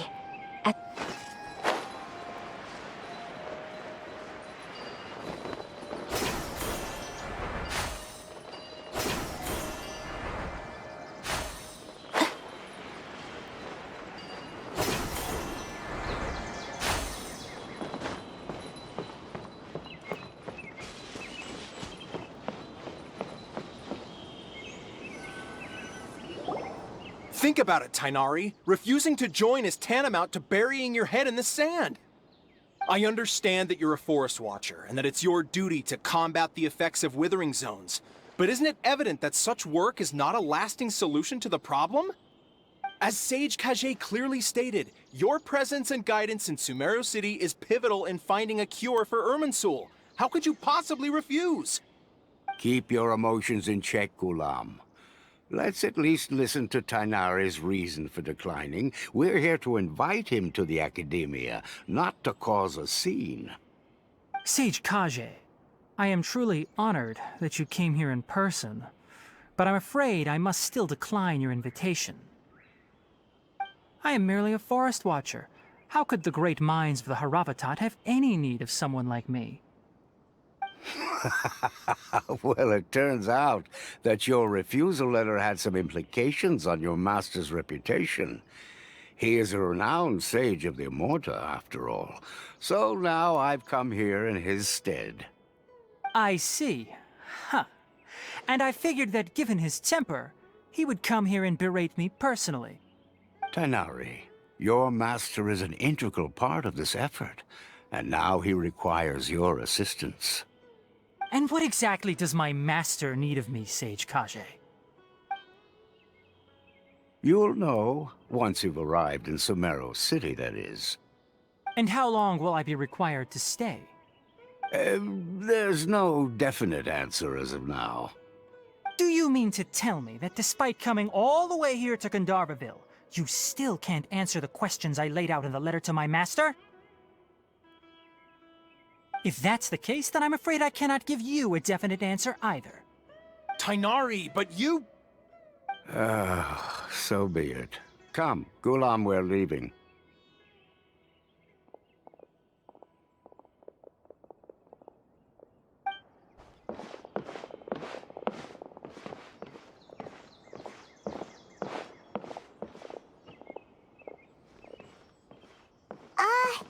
Tainari, what was that all about? It's nothing. Some people from the Academia wanted me to go to Sumeru City to assist them with a project, but I had to refuse on account of all my responsibilities here. But all that can wait. How did things go with Hypatia? It was quite the eventful trip, but the main thing is that she's safe and sound. She answered a bunch of questions for us, too. Very good. Now that the traveler has made a full recovery, there shouldn't be any reason for you to tarry here longer. I assume you will be heading to Sumeru City, correct? That's right! We want to meet Lesser Lord Kusanali and ask her for advice. Do you have any idea on how we can find her? Sorry. I'm afraid I don't have any advice for you there. Well, do you at least know anyone we can try asking in Sumeru City? Let me think. My trips to Sumeru City have been fairly short, and most of my acquaintances are researchers. How about this? I'll write you a letter of introduction that you can give to a researcher I know. He's from the Immorta Darshan and is adept at gathering information. Asking him might prove worthwhile. Also, when you enter Sumeru City, you'll probably end up receiving something like this item here. I'm not sure if it will ever come in handy for you, but maybe you can give it a try. Oh? What is it? It's called an Akasha Terminal. It's a tool produced by the Academia that utilizes the legacy of Greater Lord Rukkhadevata. Some say that this very item is the basis of Sumeru's reputation as the City of Wisdom. Needless to say, this device and its usage fall under the Academia's expertise, so I'll leave it to them to show you how to use it. Great! Next up, Sumeru City! But wait, before that... That's right! Tainari, we have something important to say to Kale before we leave. Is she doing better now? Yes, she's doing much better. After being confined to her bed all this time, I thought a little walk would do her some good. Last I saw her, she was taking the path towards the North Crossing. She knew you two would be leaving soon, so she must have wanted to see you off. Thanks, Tainari. All right, let's go! Farewell, and good luck to you both.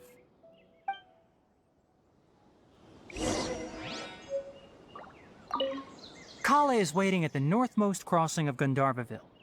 You should be able to find her there. Don't you worry about Kale. I'll look after her. I'll find a way to understand the relationship between the withering and her disease. Kale is waiting at the northmost crossing of... It seems there's a major project underway at the Academia, and my master has also joined the effort.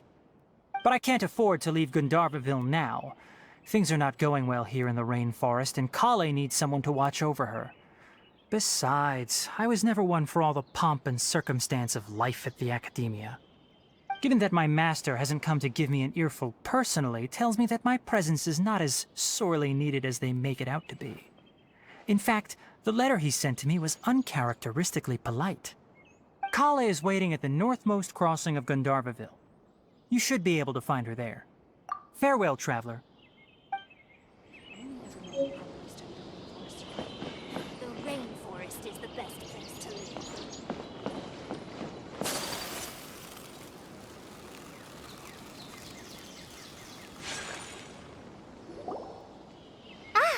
I've been waiting for you two.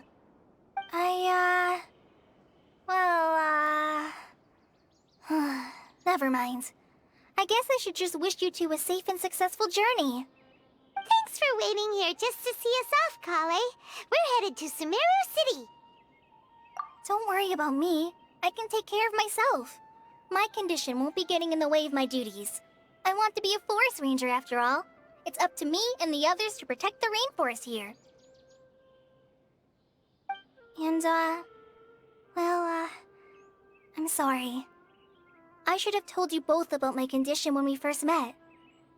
I just wanted you two to treat me as a normal friend, not some girl that needs your sympathy. But I guess now I understand that the most important thing is for friends to be genuine with one another. There's no need to apologize, Kale. We should be thanking you for trusting us enough to be your friends and sharing your past with us. We're probably still gonna worry about your condition, but that's because we're friends and we care about you. Thank you. That means a lot. Before you leave, I have something for you. Oh? What is it? It's my recipe for pita pockets. I told you that I'd give you a copy, remember? My handwriting is a little, messy, so please don't laugh. Yay! Thanks, Kale. Now we can eat those scrumptious little pitas whenever and wherever we like. I hope that whenever you eat them, you'll both remember your time here in Gandharvaville. Well then, I, trainee Forest Ranger Kale, bid you both farewell. Please visit Gandharvaville again. The Rangers will always be ready to assist you here.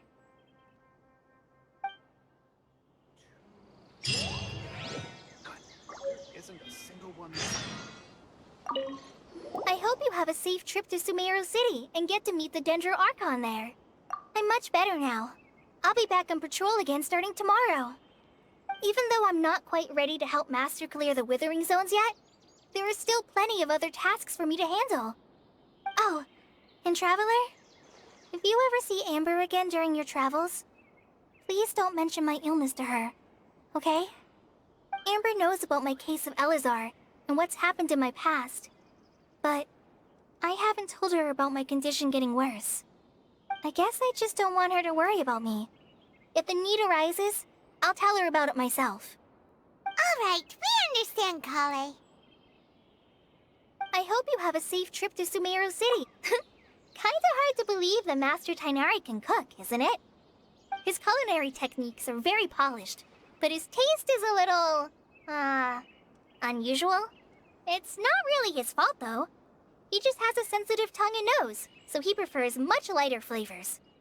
The last time I went a little too heavy on the spices for my pita pockets, Master started having a sneezing fit. Of course, I never heard the end of it after that. I hope you have a safe trip to Sumeru City and get to meet the Dendro Archon there. See you later! Be sure to come back often. Even though Master didn't admit it, I'm sure he wants to see you again.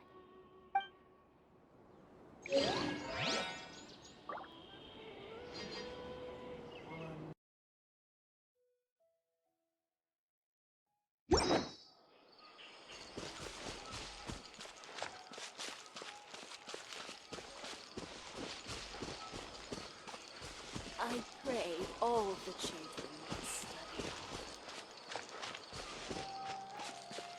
Keep some Sumeru roses with me. This is for them.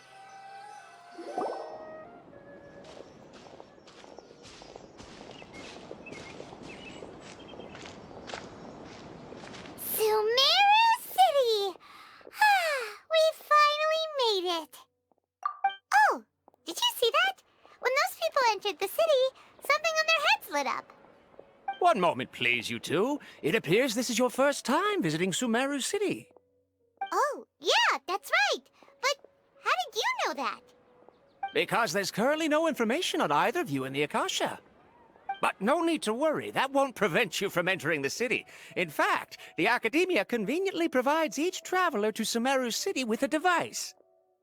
Perhaps you two have heard of the Akasha before. It's our beloved Greater Lord Rukkhadevata's lasting legacy, a treasure trove of collected knowledge. After centuries of tireless research on the Akasha, the Academia created one of its most ingenious inventions, the Akasha Terminal. As long as you are within Sumeru's borders, you may use an Akasha terminal to connect directly to the Akasha and access any knowledge you need. I should mention that due to technical limitations, the operation of Akasha terminals will be much smoother and more effective in large cities such as Sumeru City and Port Ormos. Oh, so this is the thing that Tainari was telling us about. It sounds pretty amazing. You two are quite fortunate. Until recently, it was standard practice to only issue Akasha terminals to outlanders who spent an extended amount of time in Sumeru.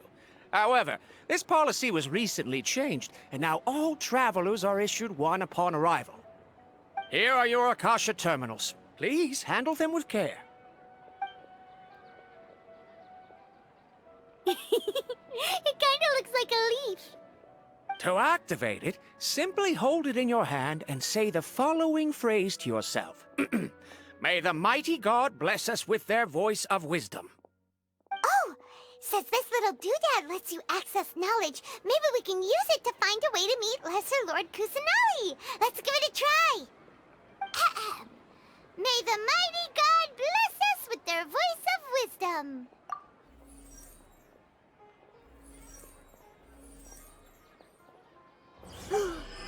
Whoa! Just now, something clicked, and Paimon suddenly knew how to use this thing. It seems all we need to do is concentrate on what we want to know, and bam! You get it. Oh, that'll come in real handy. Exactly. That is the power of the Akasha. And with that, let me officially welcome you both to Sumeru City. May the wisdom of the Dendro Archon always be your guide. Okay, now that we're in, we can check the Akasha about Lesser Lord Kusanali. Let Paimon try. 500 years ago, the sages found a newly born deity from within some scorched ruins. The deity now resides in the sanctuary of Suristana. Seems pretty similar to what Kali was telling us. Okay, next, let's concentrate on asking how to meet her.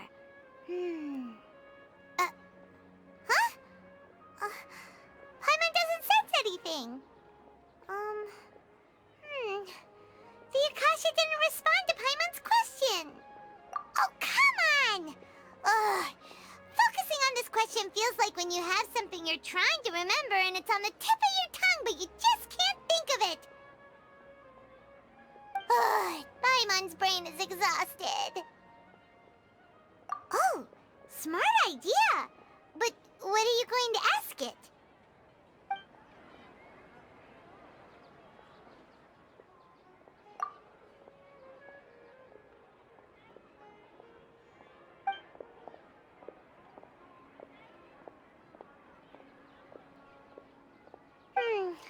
You too? Well, glad it's not just Paimon.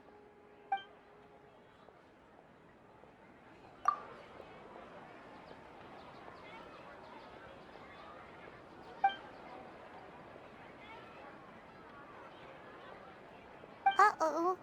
Paimon's getting all teary-eyed all of a sudden. It feels like the people of Sumeru really miss their Archon.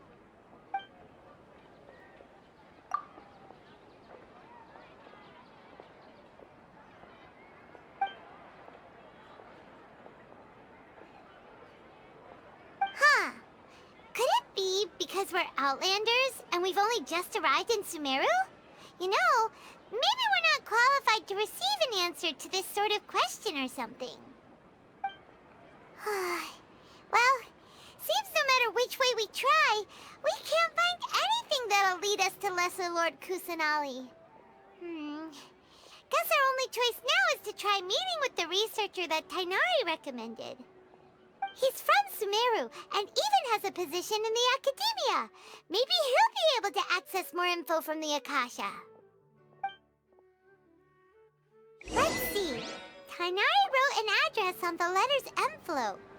Oh, it's not far from the city's gate. Let's head over and have a look. Hopefully he's at home. Watch out for pickpockets.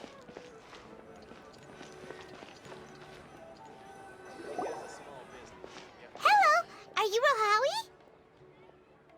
Yes, that's me. Can I help you? Great! You see, Tainari sent us here and... What? Tainari? Please, there's no need to say anything, really. Sure, I admit that the article I published last month wasn't my best work, and maybe the data didn't produce the most convincing results, but... Here! This is a letter from Tainari! Oh, let me see... Oh! Ooh, what a relief. You two nearly scared the life out of me. So you two just have some questions for me? Seems even Tainari acknowledges my innate ability for procuring information. So, what is it you two would like to know? We want to meet with Lesser Lord Kusanali. Do you know a way we can do that? You mean you want to meet the Dendro Archon herself? This isn't exactly my area of expertise, but let me see what I can find in the Akasha.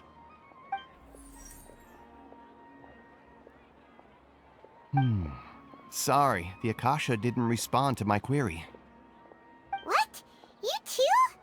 But what about your abilities for getting information and all that? Paimon was sure you'd be able to access more info than we did. Well, as I said, this isn't my area of expertise. I am but a lowly researcher, so the Akasha doesn't see a need for me to know more about the Dendro Archon. All I know is that ever since Lesser Lord Kusanali returned to Sumeru, she's never left the Sanctuary of Sorasthana or made a public appearance. Huh. Didn't expect her to be such a mysterious figure. The Dendro Archon is somewhat of a recluse. Perhaps she just doesn't want to entertain visitors, which would explain the lack of information in the Akasha. But then what can we do? No need to worry just yet. I'm only hypothesizing here. You could certainly try asking around and see if anyone else has ideas. And besides, you two should consider the bright side of things. Not being able to see Lesser Lord Kusanali may not be a bad thing. In this world, there will always be information you cannot obtain from the Akasha, and things you can never accomplish. Knowing when to yield is a form of wisdom.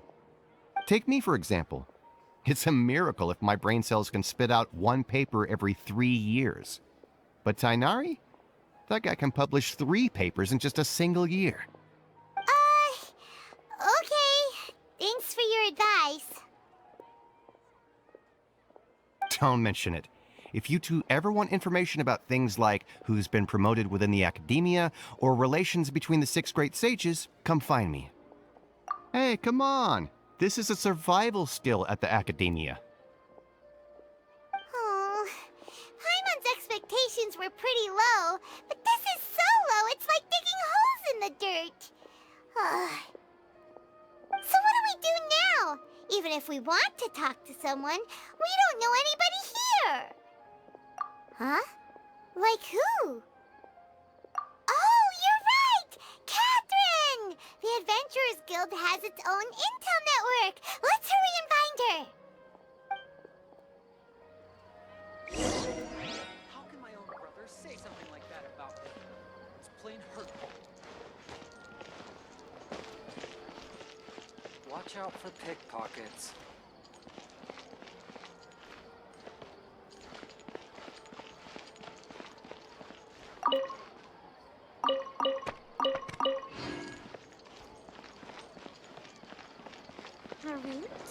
Marut?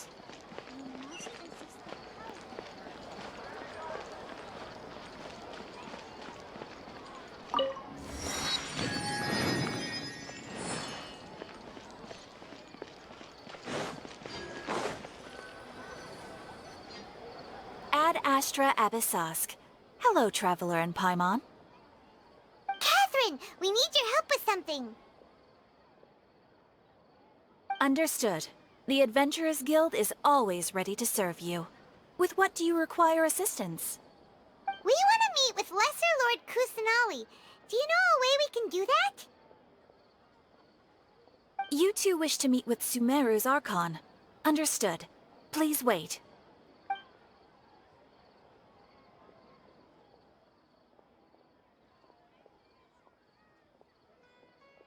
I apologize, but I am unable to call up any relevant information in the Akasha. I'm also unable to locate any pertinent information in my personal memory. Aww, another dead end. Well, if Catherine can't help us, then we really don't know anyone else to ask now. Please do not worry. I may know of someone who can help you two. In Sumeru, the Adventurers Guild does not serve as the vanguard of information. Rather, there are numerous active mercenary groups collectively known as the Eremites. They take on various contracts and work all across Sumeru, so they naturally accrue intelligence. An Eremite brigade called the Corps of 30 is in charge of Sumeru City's defenses. Not only are they the oldest brigade, but they are responsible for managing and coordinating the affairs of all other mercenary brigades. Corps of 30? What a weird name. Supposedly, they are named as such because their ranks numbered 30 at their inception.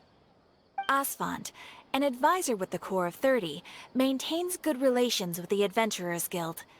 Though he's already retired, he and his words carry great weight within mercenary circles.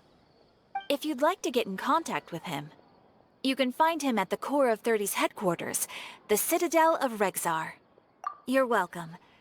I wish you two the best of luck. We look forward to your exploits in Sumeru. All right, off to the Citadel of Rexar we go!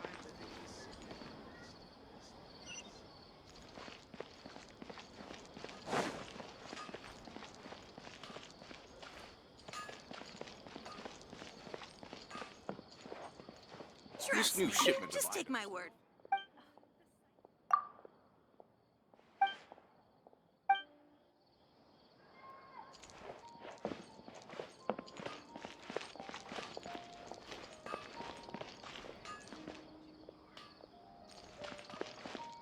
These parts are safe for sure.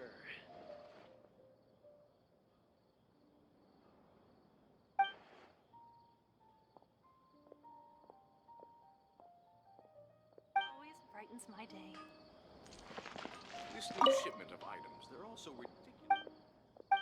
I need to sell these now.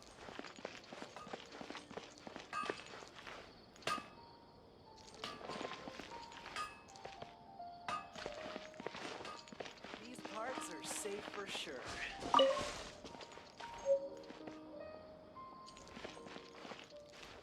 The sight of shiny jewels always.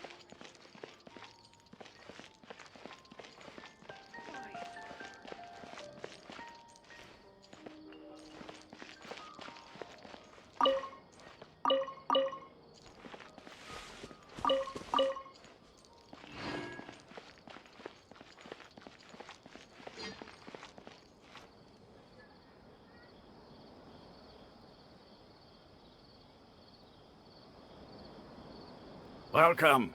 The Adventurers Guild told me to expect you two. It's nice to meet you, Asfand. We'd like to ask you about something.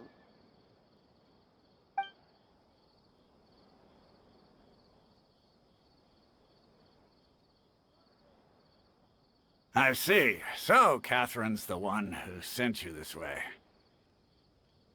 Ha! It's true that the Eremites' network is vast, but even I can't help you meet the Dendro Archon. Wait, seriously? That's it? Afraid so. The Eremites aren't terribly religious, so we don't know much about divinities. As far as the Akasha goes, we can access even less than you. We originally came from the desert. The gods there died off long ago. Since those days, we've used our own two hands to carve out a living. We don't beg gods for their aid. It isn't just us, though. If you ask me, I think most in Sumeru aren't interested in Lesser Lord Kusanali. Oh? Why's that?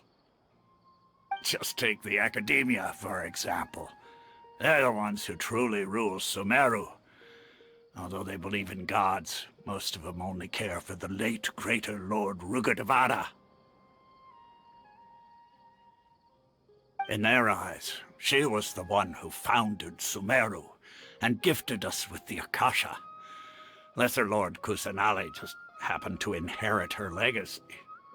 Because of the Academia's influence, most citizens are more familiar with Greater Lord Rugadavada and hold her in greater esteem. Not to mention that Lesser Lord Kusanali never makes an appearance, and the Academia never announces anything about her. As far as the people of Sumeru are concerned, she's just a god that exists. And that's all. Really? Aw. After hearing all of that, Paimon sort of feels bad for Lesser Lord Kusanali. Ha! But who knows? We're all just guessing when it comes down to it. Besides, I'm sure the God of Wisdom doesn't worry about her reputation among people like us. All right. Well, thanks for the info, Osfond. No problem. Always happy to help out the Adventurers Guild.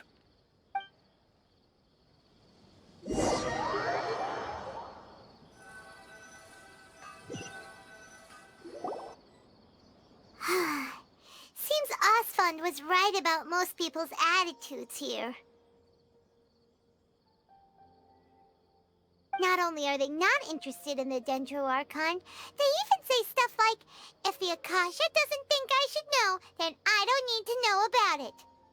We've been asking for information non-stop ever since we got to Sumeru, but the harder we try, the more helpless everything seems.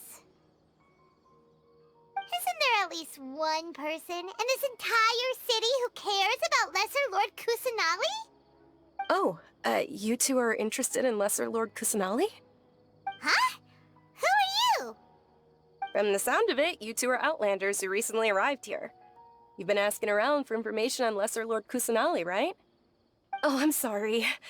I forgot to introduce myself. I'm Dunyarzad, one of Lesser Lord Kusanali's faithful followers. Whoa, really?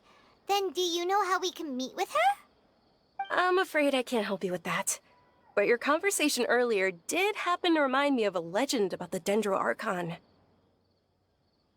Sure. It goes like this. Long, long ago, there was a man who heard a prophecy. It predicted that a great calamity was about to befall him. Panicked by what he heard, the man sought out the Dendro Archon in hopes that she would bless him with the wisdom to help him escape his predicament. The man journeyed across deserts and through rainforests and experienced tribulations of every kind. However, he still couldn't find any trace of the Dendro Archon. In despair, he thought, alas, the Archon has abandoned me. He then had no choice but to sorrowfully resign to his fate. Okay, and then what happened? And then, the calamity came. But to his own surprise, the man felt somehow emboldened by the trials of his journey. By relying on his own strength, he managed to overcome the adversity. At that moment, a bird perched upon his shoulder. This bird was, in fact, an avatar of the Dendro Archon. She said, "O Archon Seeker, do you now understand? She and her wisdom have long been found by you. Along your journey, we were in every flower and blade of grass, every ray of sparkling sun, and every breath of dancing wind. So long as you continue to think and ponder, we'll be wherever you go." feels all warm and fuzzy inside after that. In a way. It seems like this story is also one of the Dendro Archon's avatars. Dunyarzad, since you worship Lesser Lord Kusanali, can you tell us anything else about her? Of course. So did you two know that, I'm terribly sorry, but it seems something's come up now. Let's chat another day.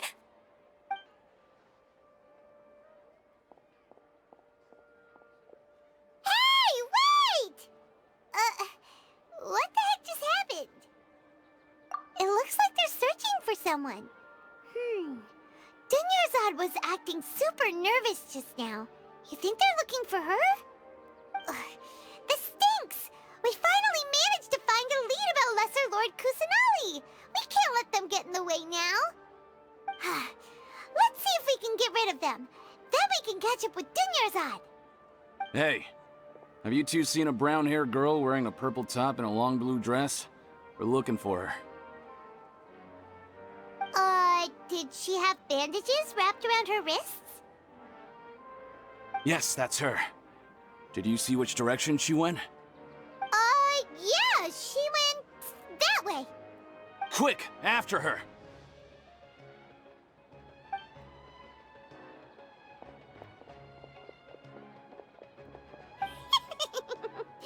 That should keep him busy for a while. Let's hurry and find Dunyarzad.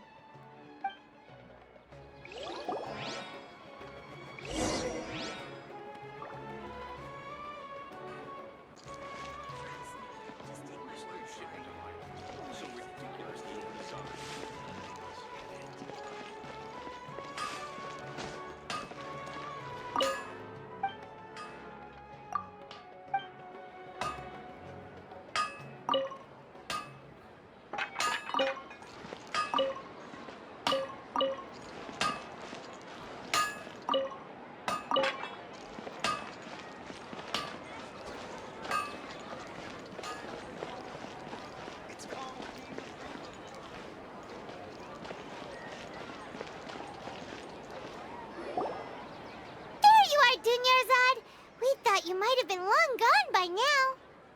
Oh, it's you two. Oh, you startled me there. You can relax now. We threw those people looking for you off the trail. Really? Thank you so much. Unfortunately, I believe there's still more of them out there looking for me. Uh-oh, looks like there are some coming this way. Huh? More of them? Then what are we standing here for? Run! No, wait, my body isn't in the best shape. It's difficult for me to run. Okay, sounds good. There's a tavern on the other side of the port we can go to. They probably wouldn't expect me to hide in a place like that. All right, let's move out. Stay behind us. We'll keep an eye out for anyone looking for you.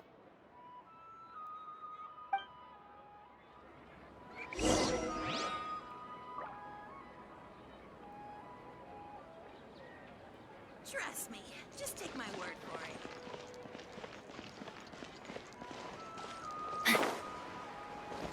Rebooting.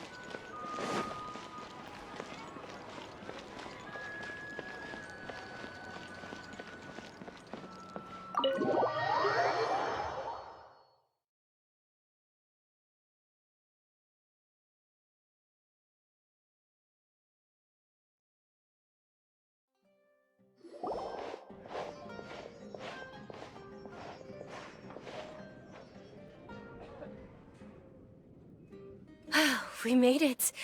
Oh, they shouldn't be able to find us now. Wait, stand down, Dia.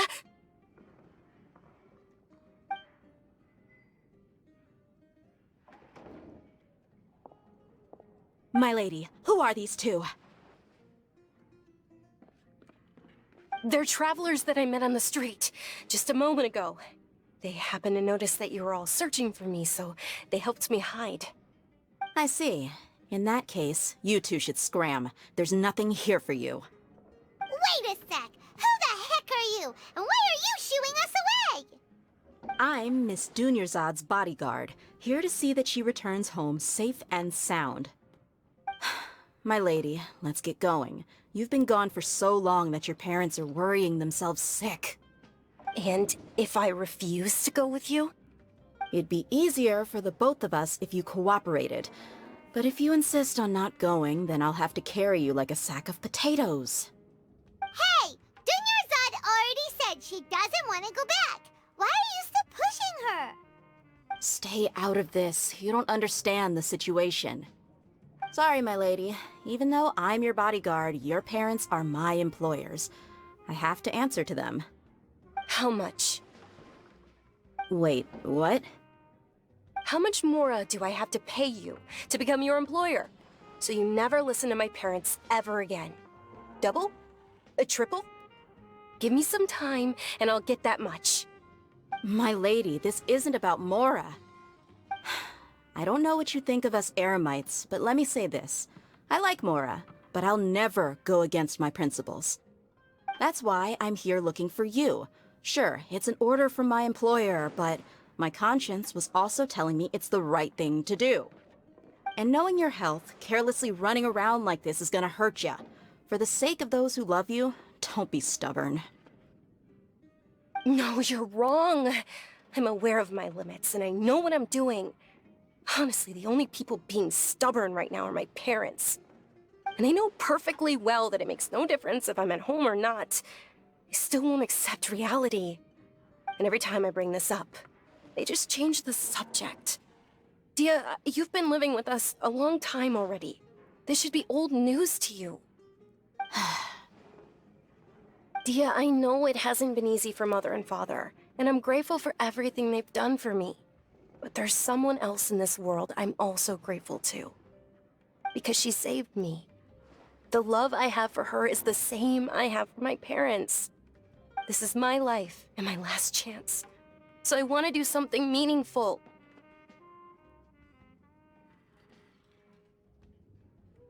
My lady, are you sure what you're doing now is meaningful? Yes, I'm sure. At least, it is to me. Fine, I won't ask you to return home anymore. But let me make something very clear. I'm only doing this because I respect your determination, not because I agree with you. Thank you, Dia. Sorry for being so rude just now. My nerves were acting up. And I even brought up your payment in such an offensive way. Don't worry about it, my lady. I did say that I like Mora. Besides, that's our next topic of conversation. Today's little excursion caused such a ruckus that every single bodyguard at the estate was deployed.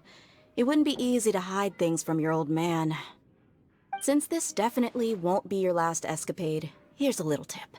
You should at least make it look like your room and things are still in order when you leave. Also, you'll need someone to cover you for when you're out and about.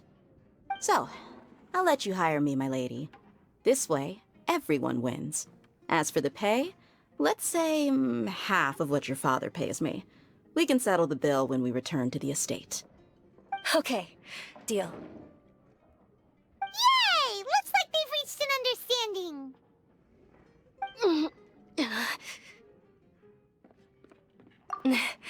I'm fine, really.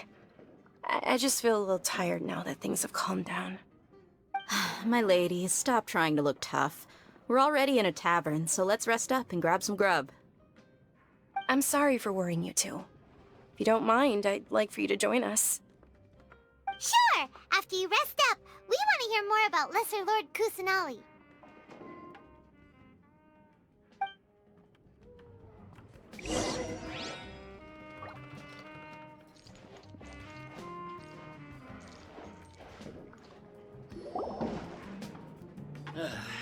You just can't be. Ha! Well, if it isn't Dia. Haven't seen you in nearly half a year. Word on the street is that you're a bodyguard for the Homayani family now. Ha! Don't you find that kind of work boring? Nah, you get used to it. How about a menu over here? You got it. Huh? Isn't this little Miss Homayani herself? We don't get to serve personages like you very often.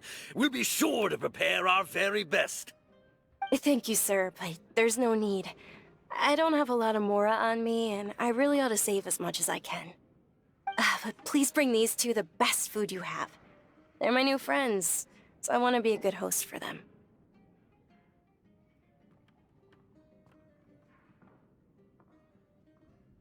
Yeah, we're already super grateful for everything you told us about Lesser Lord Kusanali. How about our coconut charcoal cakes? They're our signature snack, and they run cheap. Look, other customers over there are eating some now. They look kind of burnt and dry.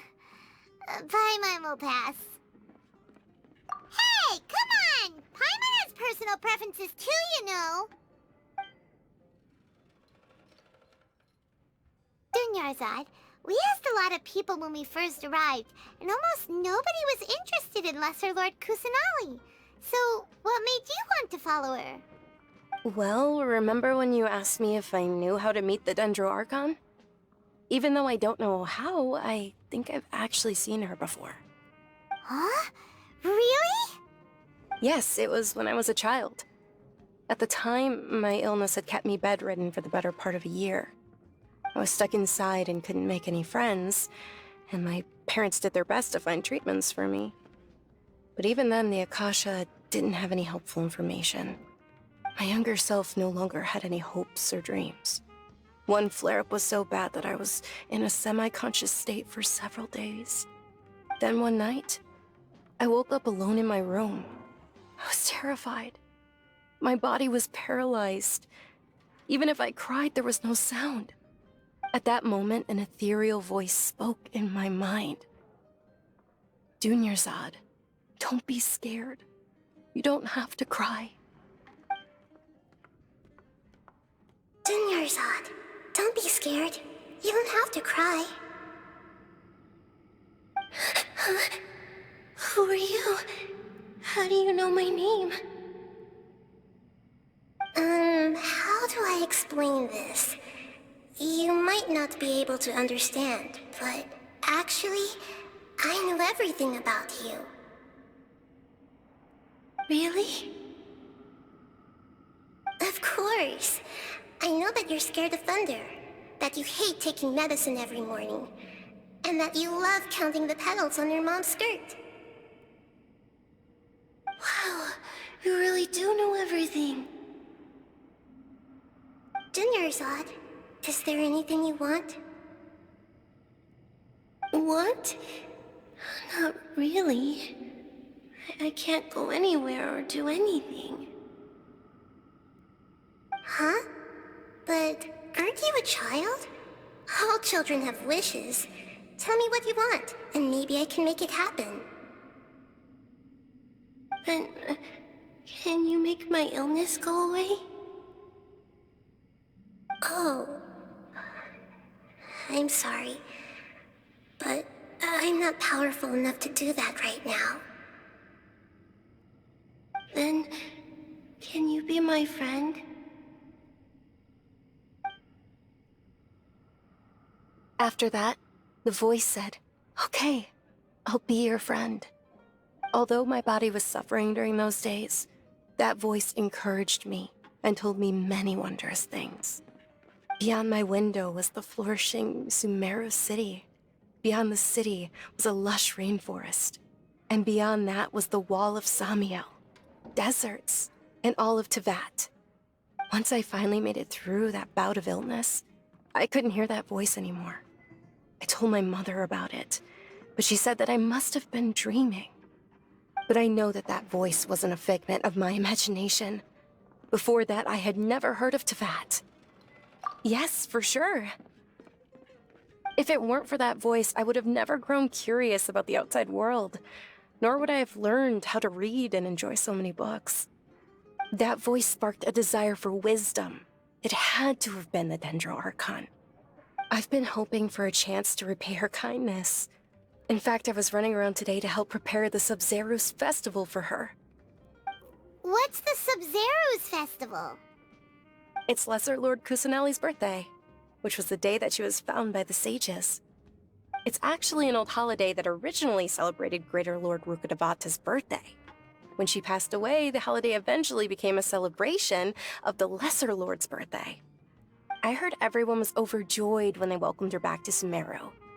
In those days, the festival was a huge deal. But because of the Academia's influence, people have gradually lost interest in the festival. The Academia actively participates in Sumeru's many holidays dedicated to Greater Lord Rukkhadevata. But when it comes to the Sub-Zero's festival, forget any funding. They practically act like it doesn't exist. Maybe they see Lesser Lord Kusanali's birth as confirmation of Greater Lord Rukkhadevata's death, so they're reluctant to celebrate it. Aw, but that's awful. It is. It's absolutely terrible. Sure, the Greater Lord founded Sumeru, but hasn't Lesser Lord Kusanali been the one quietly protecting us for the past few hundred years? Just remember that we're still out in public. Don't get too carried away now. I know that people over by the Grand Bazaar still hold the Sub-Zero's festival to this day. But I hadn't met any of them before, so I was never able to contribute. But recently, I made a friend there who also follows Lesser Lord Kusanali. I gave her my savings because I want her to throw a wonderful festival this year. That's the least I could do for Lesser Lord Kusanali. Hold on, my lady. Does this friend happen to be Nilou, the one who sends flowers to the estate? Yes, that's her. I saw her leaving the other day with a nervous look on her face. It seemed like she was hiding something in her arms. Did you give her something? Yes. Initially, I didn't have much Mora prepared, so I had Nilou sell one of my skirts. I've agreed with Nilou to meet up at the Grand Bazaar today, and see how things are coming along. Dia, would you accompany me? Sure. That's quite the trip, though. I'll carry you. No, that would be too much, even for you. You might as well just accept the lift. If I let you walk, who knows how long it'll take us. And if anything happens to you, then I'd really never hear the end of it from your father. But of course! Nilou will be thrilled to hear there are more people interested in Lesser Lord Kusanali.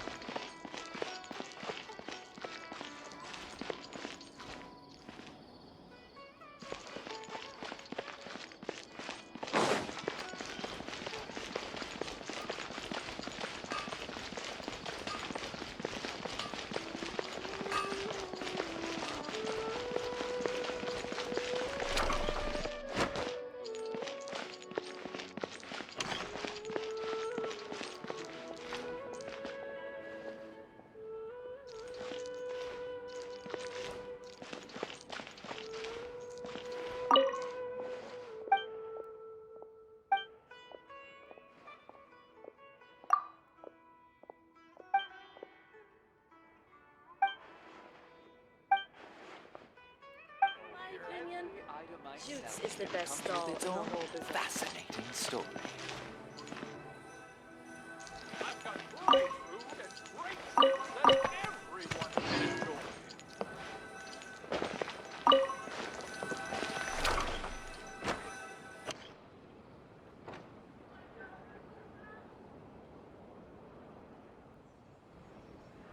In my opinion, Shoots is the best stall. Sorry I'm late, Nilou.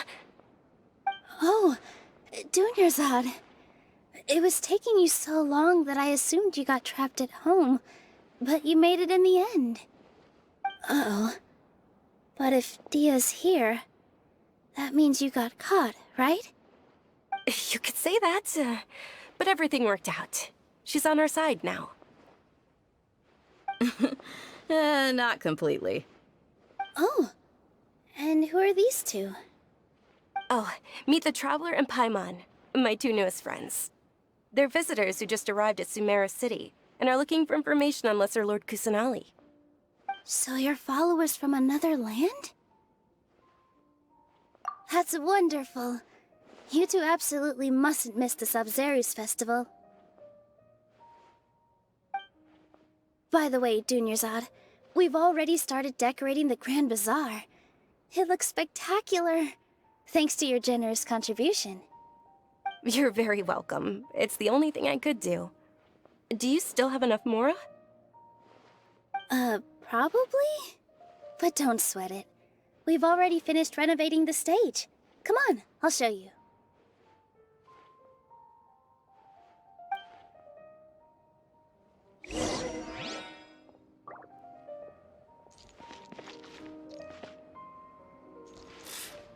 What's so great about Snezhnaya and toys anyway?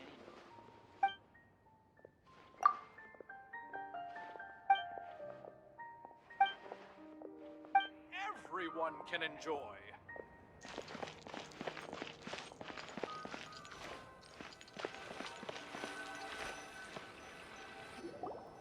Wow! This place is amazing! Not bad. Last time I was here, the stairs were full of holes. The stairs were nothing. A little while ago, we discovered that the tree above the stage had a huge chunk of bark ready to fall off. Mr. Zubair was worried sick. We reported it to the academia many times, but they never sent anyone to deal with it. We didn't want anything bad happening, so we were going to cancel all the stage performances.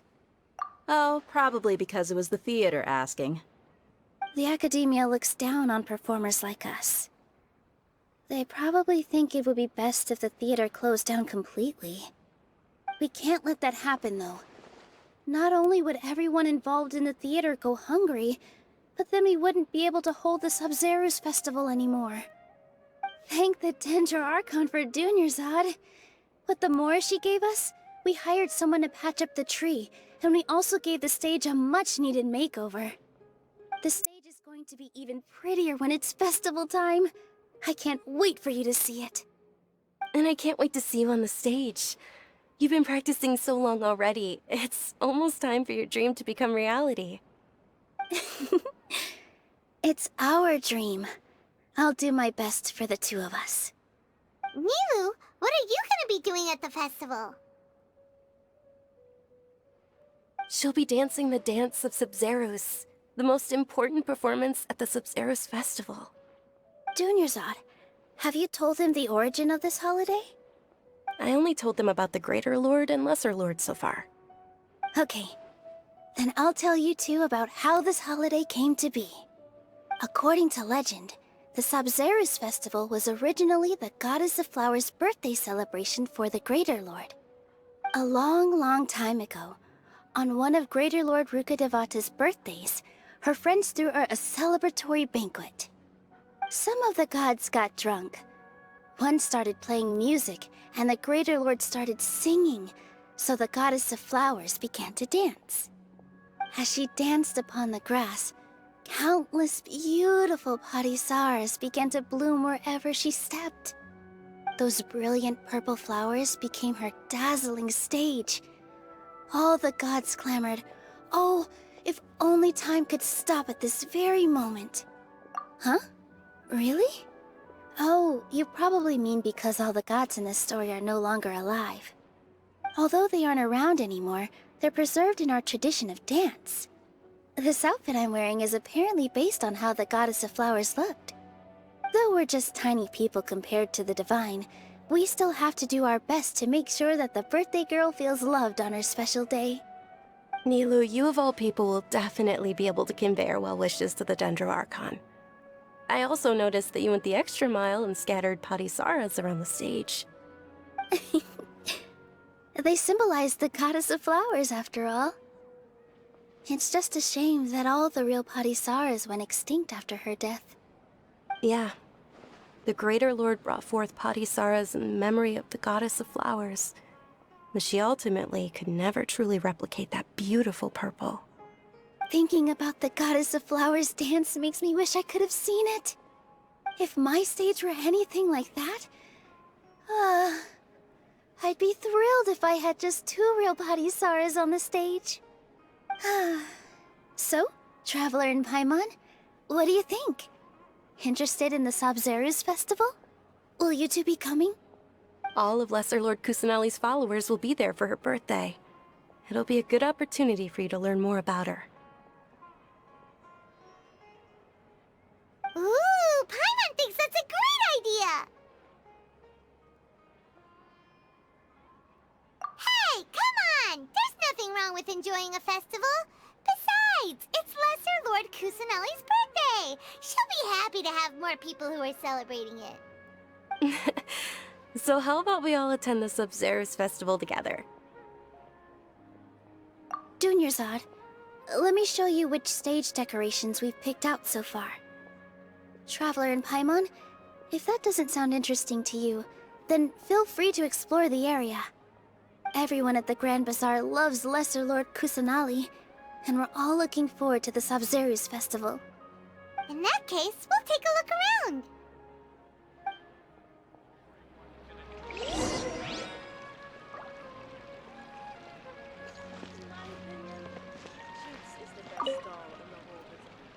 Whoa! What's with your yellow hair? And why do your clothes look so funny? Are you an Outlander? Did you know that the Sabzeruz festival is about to happen? There'll be loads of fun things to do at the festival. But the best part is when Ferris, the Knight of Flowers, passes out candy to everyone!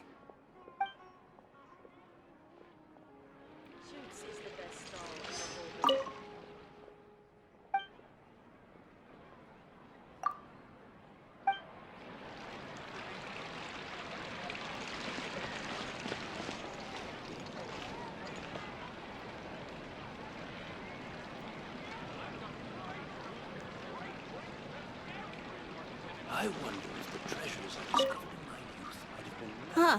Revamping the stage for the festival couldn't have been easy, that's for sure.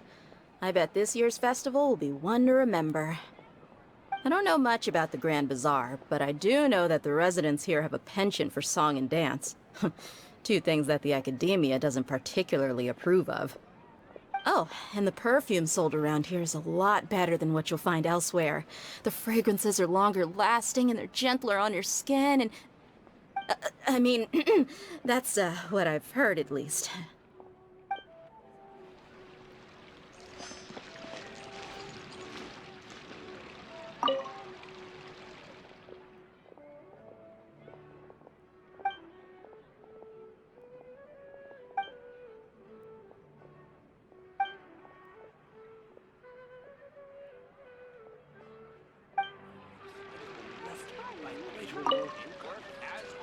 Things are really shaping up, and there's a buzz around the festival this year. We're expecting people from all over to come by this year and buy things during the festivities. Don't be fooled into thinking that Sumeru City has the best of everything. Some festival snacks are only offered here in the Grand Bazaar. And when it comes to musicians, dancers, or singers, the Grand Bazaar's got the best of the best. Sure, those folks at the Academia might not like it, but what's a festival without song and dance?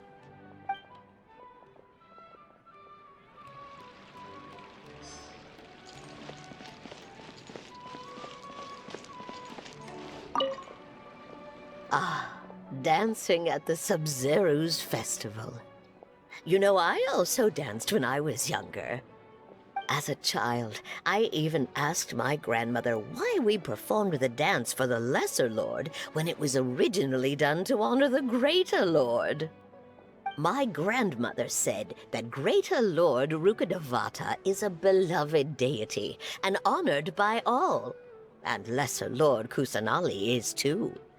If the Goddess of Flowers ever knew Lesser Lord Kusanali, then she would certainly have wished to be her friend and hold celebrations for her, too. The Sabzeruz festival has been losing its appeal over the years.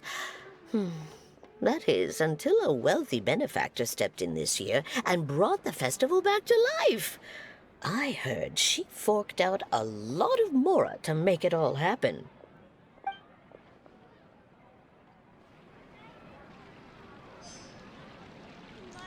I've got great food is the best stall. Is there no future for me?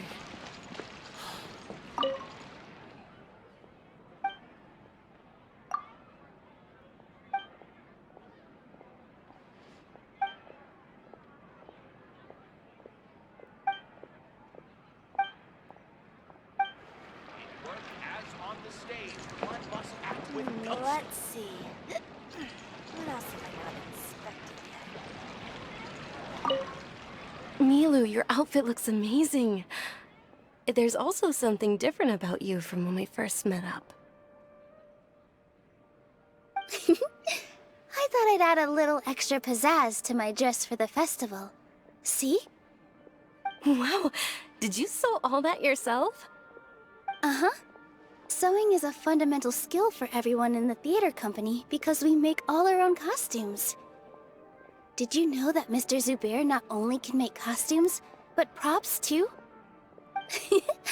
I've noticed that you can't keep your eyes off that crown over there. Would you like to try it on? May I? Of course! The legends say that the goddess of flowers had beautiful horns on her head, so this crown was made to reflect that. Dunyarzad, you look absolutely stunning with it on. It's like I'm looking at the goddess of flowers herself. Hey! Is that who Paimon thinks it is? It looks like Catherine.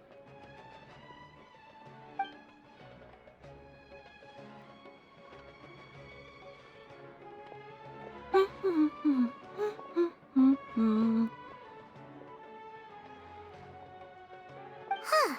Come to think of it, Paimon's only ever seen her behind the counter at the Adventurers Guild. This is the first time we've ever seen her taking a break. Hey, Catherine! Huh? Oh, hey! It's the Traveler and Paimon! What's shaken? Whoa. Break time Catherine sure sounds a lot less formal than usual. Paimon was still waiting for her to say Ad Astra Abyssosque. Sure. Standing behind the counter at the Adventurers Guild doesn't require any complicated functions. But saying and doing the same old things over and over again can get pretty monotonous. Like watching the same Fontaine movie day after day. But take you two, for example. You travel across Tevat to enrich your lives and gain new experiences. Well, we enjoy traveling across Tevat and all that, but we're mainly looking for clues about his sister. Yes, you should keep searching. Sometimes the answers we're looking for aren't necessarily at our intended destination. Instead, they're found along the way. Huh. Haven't we heard someone say something pretty similar recently? Anyways, what brings you out here, Catherine? No, not particularly. I guess you could say that I'm loving the recent atmosphere here. If festivals bring happiness to everyone, then that's where their true value lies. Oh, it looks like it's about time for me to be heading back now. Alright, we'll see you next time at the Adventurers Guild. Oh, by the way, thanks for connecting us with the Eremites. We've already made some great friends in Sumeru City thanks to you. I'm sure you two will get along well with the people here. You've already been blessed by the element of Dendro after all. See you around.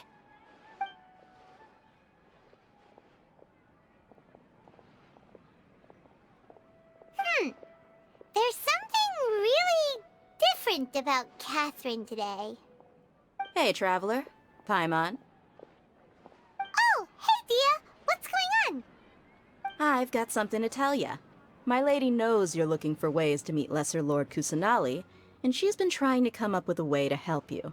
Well, I have an idea that might help. Are you serious? We'd love that! It might not necessarily pan out, so don't get your hopes up too much. I'll need to take you two somewhere and ask someone some questions. My lady is feeling a little worn out at the moment. Nilu's found a place for her to rest. After I take my lady home, let's meet in front of the Citadel of Regzar. Sounds like a plan!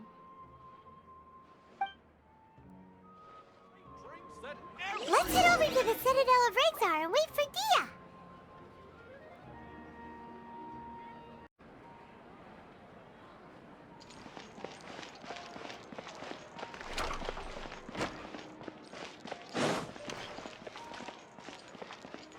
Time to act.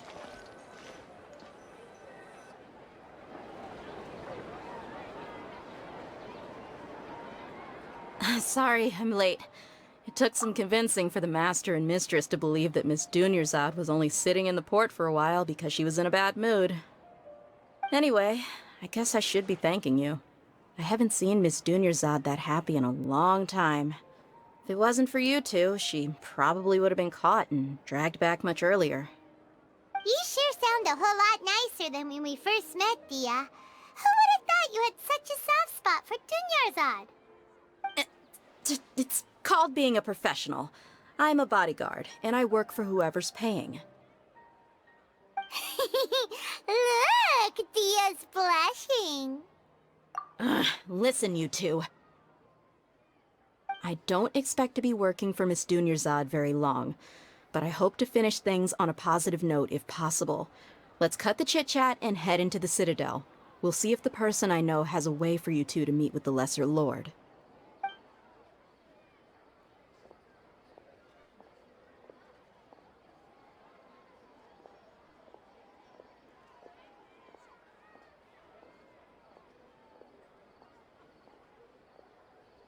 Oh, hey, Chief. Ha, Dia! What are you doing here? And well, didn't expect to see you three together. I take it you all know each other already? Mm-hmm. We met this morning after the Adventurers Guild pointed us to Ozfon for more info. No kidding. Huh. So, where's Ruksha? I thought I'd help these two out by asking about the theft. Anything you can tell him? Rukshaw's gone over to the Academia. The Grand Sage recently ordered Sumeru City to begin bolstering its defenses, so people from all over have been called back to the city. Since you've already mentioned the theft, I suppose I might as well tell him what we know. Appreciate it, Chief. Theft? Sorry, what the heck are you guys talking about? Just recently, the Academia lost something, and there's a chance the item is connected with the Dendro Archon. This case might just somehow help you in meeting her. I suppose that's one way to look at it. But if you ask me, the case is more about the Academia than anything else. Let me fill you in. The Academia recently sent a convoy to pick up an important package from Aru village. Word got out, and the convoy was robbed on its way back. The Grand Sage took the whole matter very seriously. Not only did he dispatch the Matra, but also enlisted our help in the search for leads. All we know so far is that whatever was stolen is currently in Port Ormos. You two have heard of Port Ormos, haven't you? It's the largest commercial port in all of Sumeru. You can travel there by leaving Sumeru City and heading south along the river.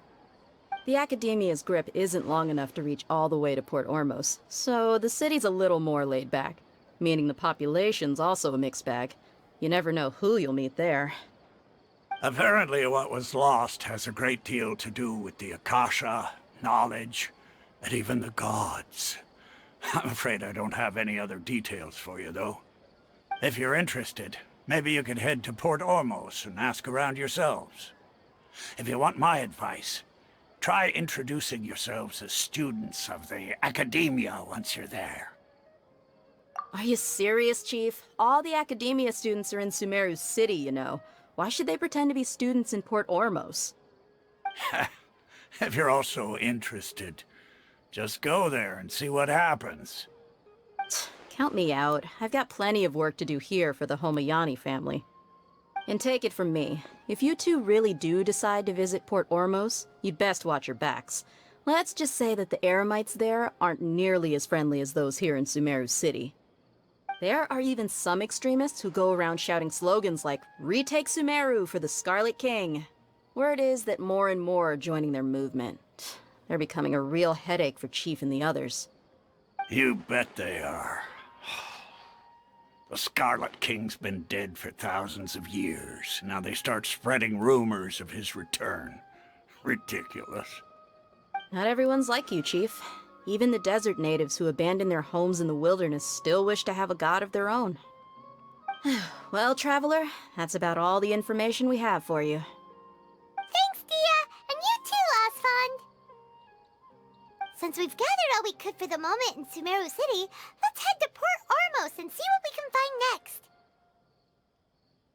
Miss Dunyarzad is looking forward to seeing you both at the Sub-Zerus Festival, so be sure to get yourselves back here in time for that. Good. Then we'll see you both at the Sub-Zerus Festival. I'll hand this work over to the Eremites. I'll have to rephrase the request.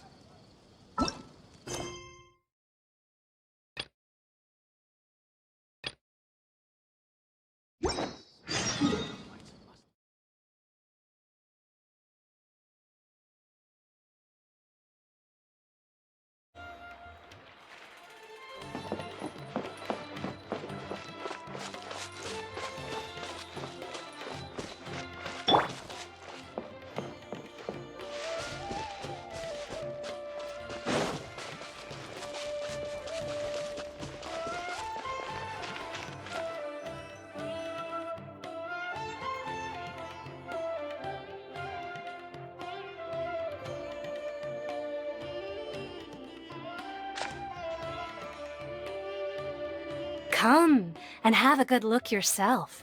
Traditional spices of the highest quality, made with pride and experience. You've got a deal.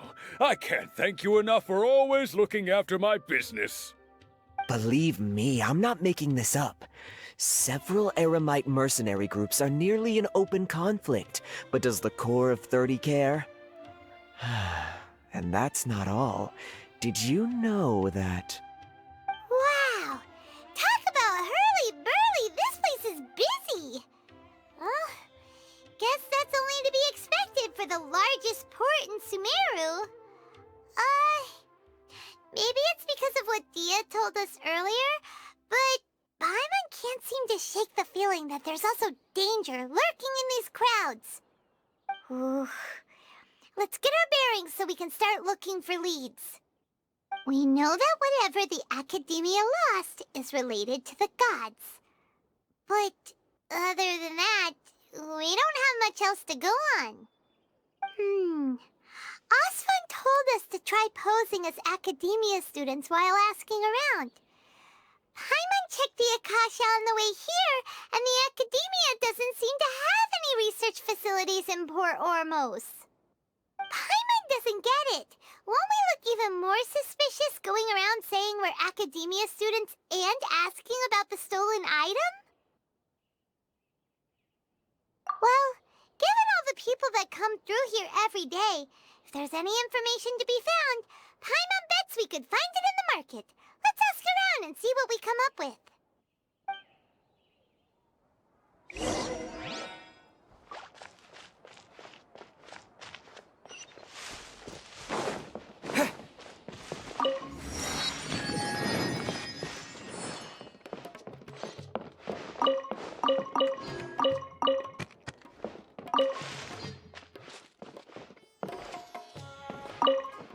Hello there, my friend. Welcome.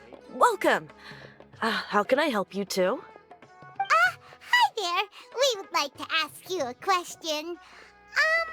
Do students from the Academia ever come to Port Ormos? Of course. Especially around this time of year. Students from Sumeru City that are about to graduate often come to Port Ormos to cut loose a little. Many people often talk about how hard it is to get accepted into the Academia, let alone graduate. But those who finish their studies and go on to become full-time researchers at the academia have it even harder. Sure, we may not be Sumeru City, but Port Ormos offers beautiful scenery and a stress-free environment.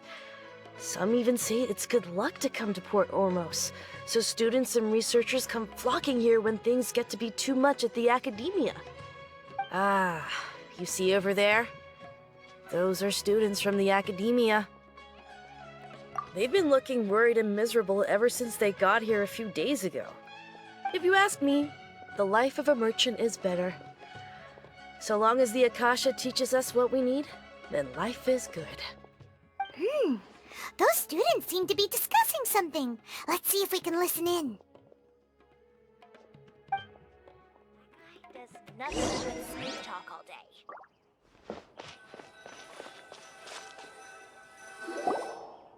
It's no good. I've tried asking around, but I haven't been able to learn anything useful.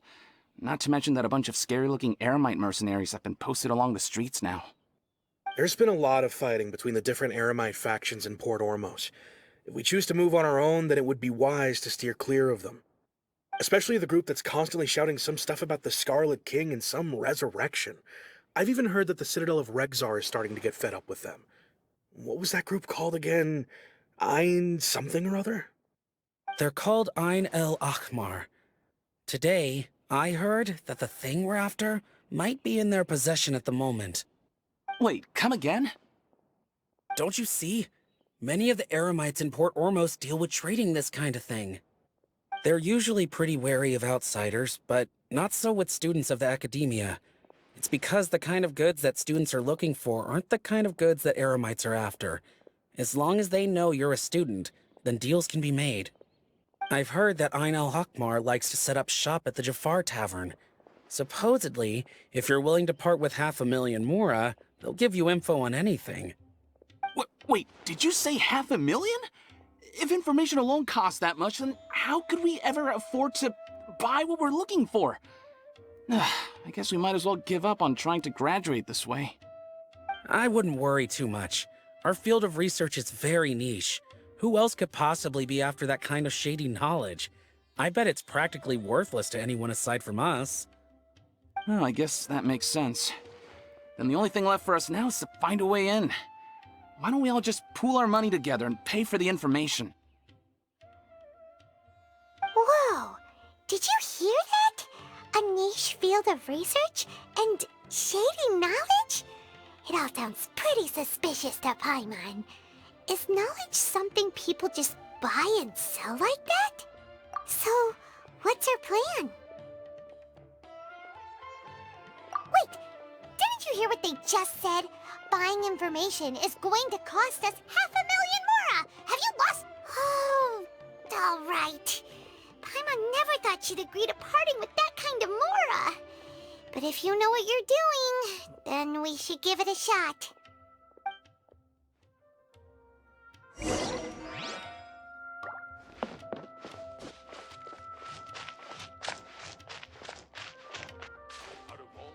Oh, he will pay the price one day.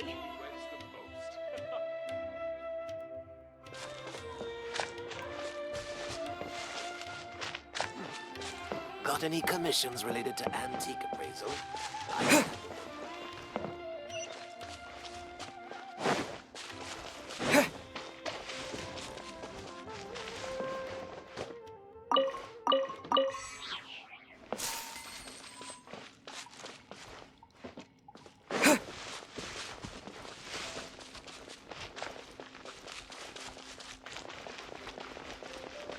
This is the place we heard those students talking about.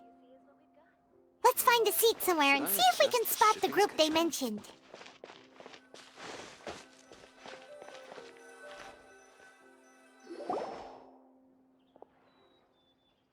Oh, you've arrived. Please, take a seat. So, they think that they can go toe-to-toe with the boss? Ha! Once we reclaim the power of the Scarlet King, they'll be the first that the boss punishes. They're nothing to be afraid of. Our main rival now is the Caracal Battalion. They've also amassed a significant amount of Mora this time, so we mustn't underestimate them. How can the Caracal Battalion compete with the boss when they're nothing but a bunch of money-grubbing opportunists out for a quick mora? Yeah, with Boss's fervent devotion, he'll be able to use this power to bring our god back this time. Huh. All these guys talk about is the Scarlet King, so they're probably the ones we're looking for. Greater Lord Ruka Devata. That traitor and her followers must not be spared. The day will come when the Scarlet King exacts vengeance on Sumeru, and all of them shall be punished. Yeah, Paimon was wondering what they meant too. We should ask about that if we get the chance later.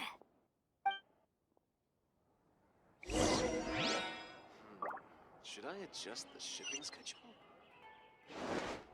What's going on? How can there be Kairagi here? Scatter!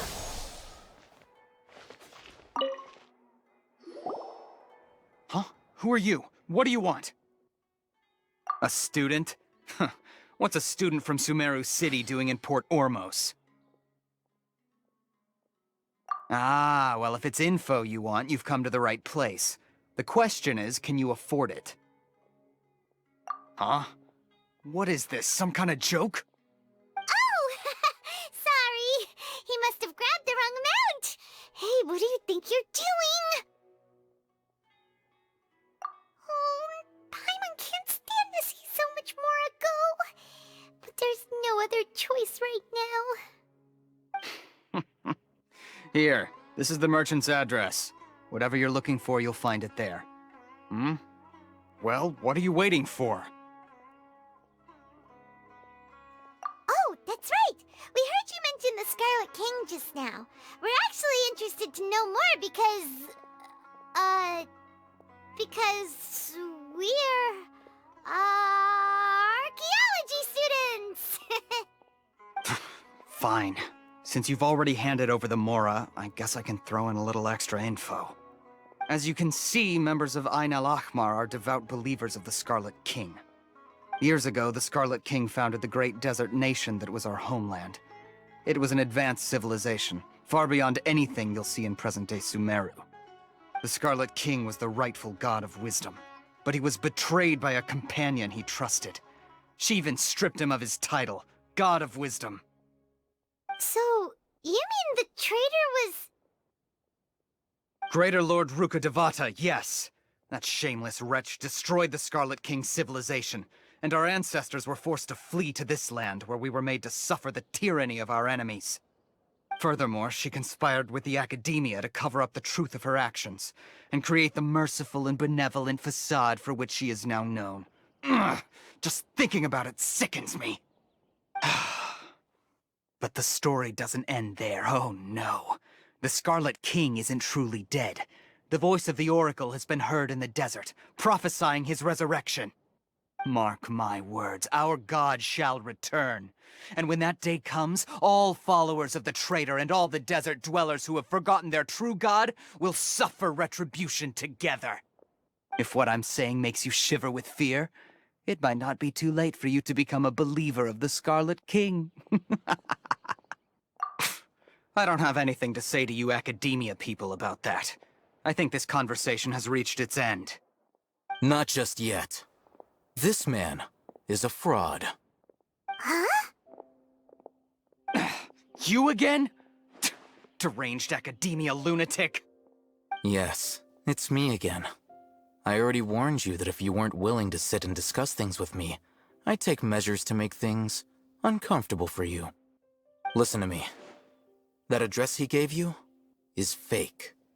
Or at least, you won't find a merchant waiting for you there. This group has been boasting all around that they can provide information on a certain item as a means of luring people into their territory. Once you show up, they keep up the act until they have hard evidence that you want to purchase said item. Then they use that to squeeze you for all the mora you're worth. Hey! Shut it all, Hatham! What are you playing at, trying to ruin our business like this, hmm? I told you the other day. I wish to discuss my terms with your boss. Ha! The boss made it perfectly clear that he won't negotiate with you. Yes, and in no uncertain terms. But that was then. It does not preclude him from changing his mind in the future. I'm warning you. Don't push us, or this could get ugly.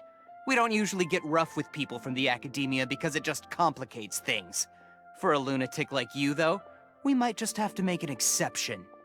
If you're suggesting that we escalate this from a verbal exchange to a physical one, I accept. After all, even the Archons used war to negotiate the ownership of Teyvat. If, on the other hand, we can't agree on any means of negotiation at all, then I'm afraid my next course of action will sting a little more than the mere falling through of a few business deals. I will jeopardize the Eremite's reputation, which I know you value above all else. I am quite confident that if I began to take such action, your boss would willingly approach me himself.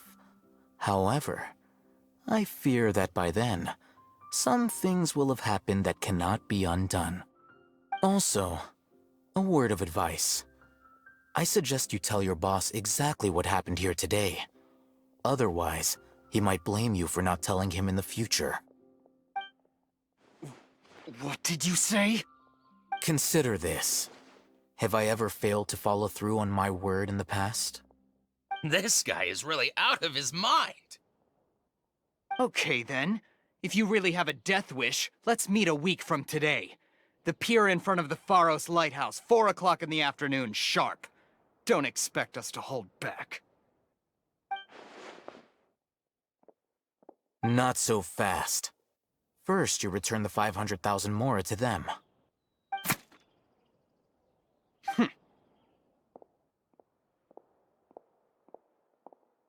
Please, I beg you, don't provoke them.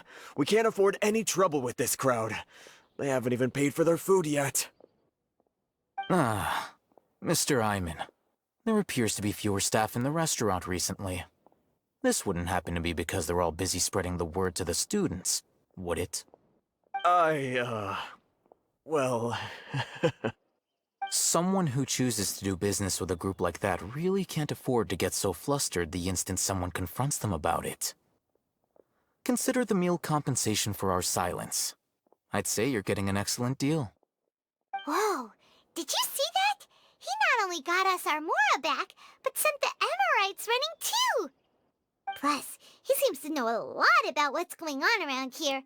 Let's catch up with him and ask some questions! He went that way! After him!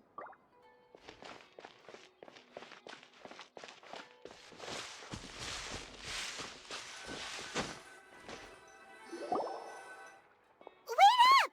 It's Al-Haytham, right? What do you want? No need for thanks. My goal was to get to them, and you two gave me just the opportunity I needed. We're even. Oh, I advise you to keep your distance from them. Since they weren't able to make off with your Mora in the end, they might harass you again in the future. All right. Goodbye. Hold your horses! We still have something to ask you about! Since you tore through their scam right in front of them, you must know the real story about certain something, no? Who exactly are you two? And why are you inquiring about that? A student. Right. Look, you should know that those thugs conducting business with you had nothing to do with your lie. Huh? Oh, yeah! He's really strong! Weren't you saying something about a physical exchange? We can help with that. He doesn't even have a vision. Forget it. Maybe not, but he can still use elemental energy. Otherwise, there's no way we'd go asking for info from from guys like that. Those high-headed thugs are definitely gonna bring a lot of backup for your next meeting. Even if you don't go alone, you won't regret taking us with you.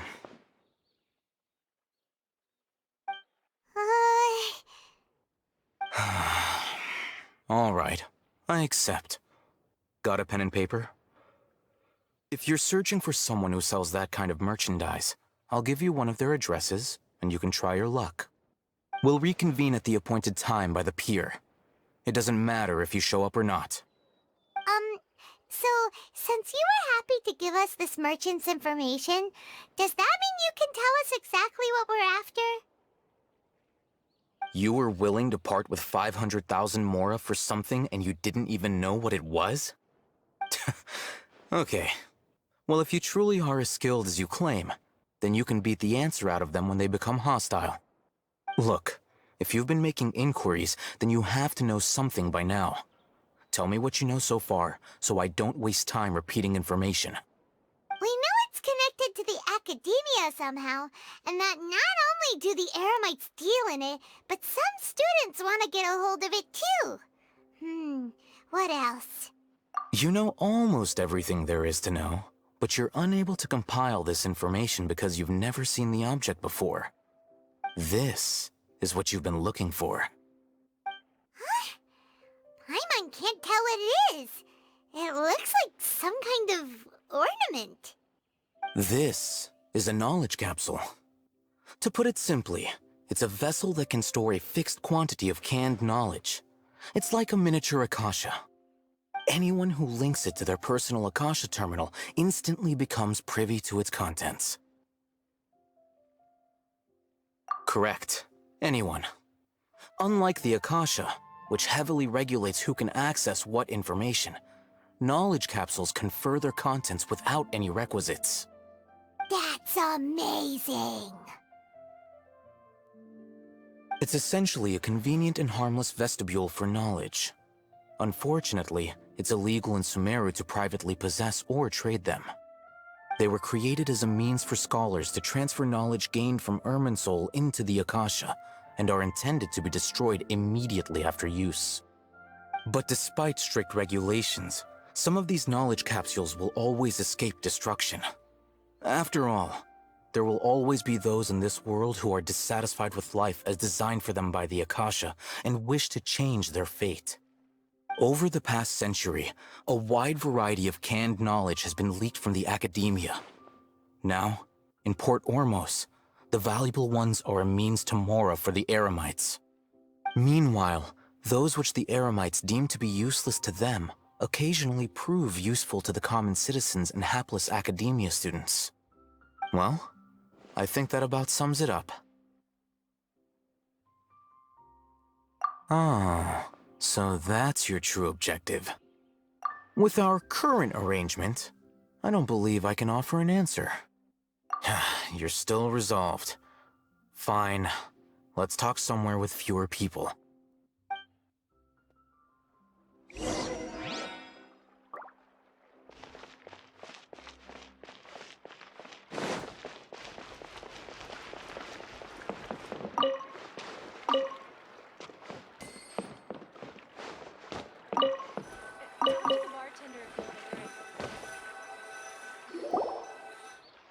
Let's continue our conversation here.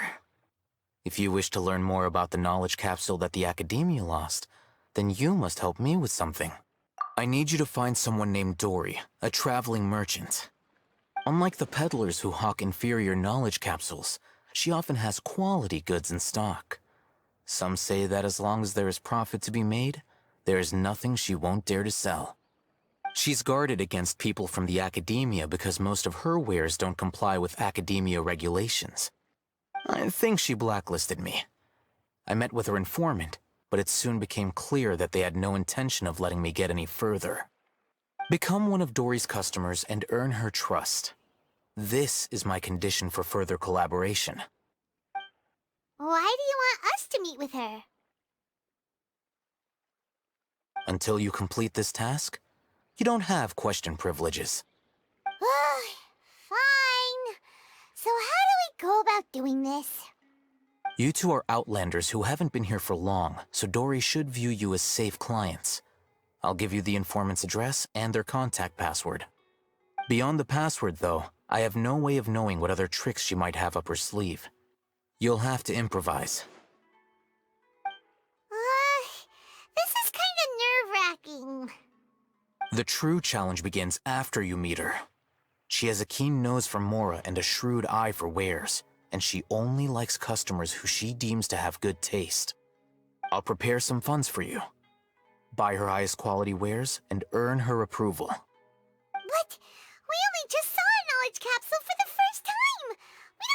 tell which ones are good and which ones are bad?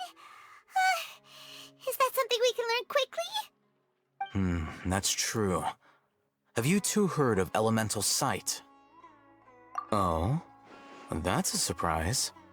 Guess I'll have to hold you in higher regard. Anyway, that ability should resolve your issue.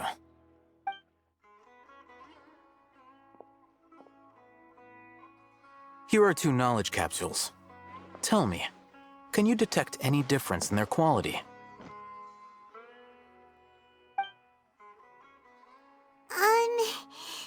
They look the same to Paimon. Try inspecting them with elemental sight. How'd it go? Did you see anything? Rumor has it that higher quality knowledge capsules generally appear brighter when viewed through elemental sight.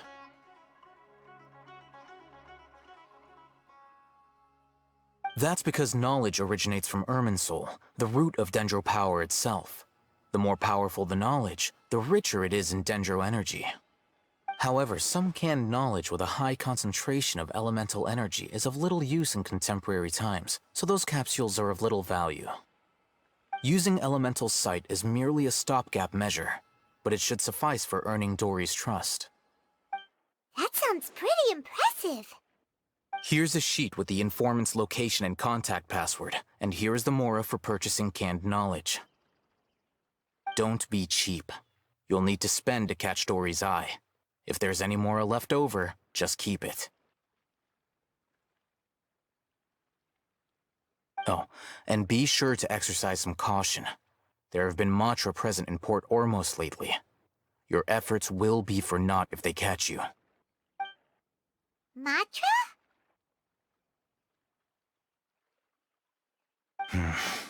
They belong to the Academia's regulatory body. They also handle cases of illegal canned knowledge transactions. Like I said, the Academia has banned both their trade and possession. The Matra are razor sharp. You're in for nothing good if they lock their sights onto you. If you two want to back out, now's the time. Okay, then we have a deal. If you succeed in your dealings with Dory, come find me at the Wikela Funduk. We'll have an open discussion then. Looking at what Al-Haytham wrote, Dory's informant is a trader near Old Ormos. Let's follow these instructions and try to get in contact with him.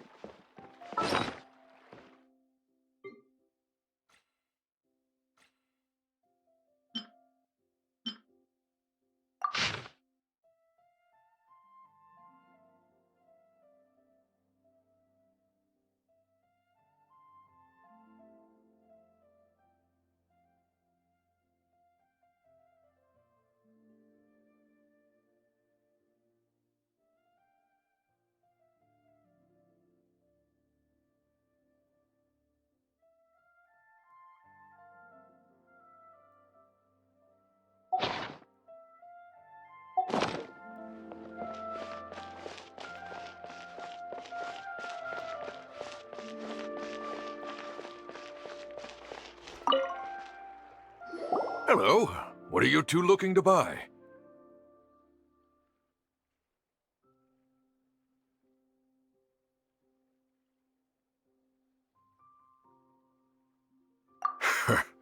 What a unique palette. We have unripe hara fruits, but we usually keep them in the back. I'll have someone escort you. Following the paper got us past the first round. Ronak, these two want to buy unripe hara fruits. Show them to the warehouse. Got it. You two, please follow me. You two have a fascinating fashion sense. We haven't seen a customer wearing a Sumeru rose for quite some time. Hold on. Let me think. Sumeru rose means common merch. No, look again. We're obviously wearing morning flowers. Ah, my mistake. I do apologize. Whew. That pop quiz sure was scary. Ah, The warehouse is up ahead. Please follow me. Seas are calm and the sky is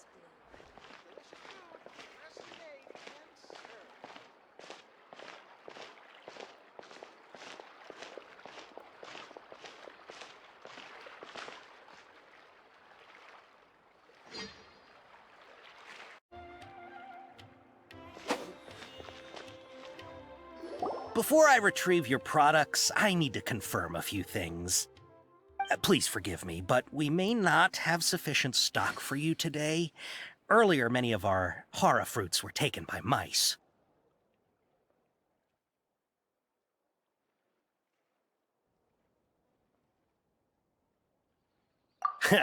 Thanks. If better goods come in, you'll be the first to know.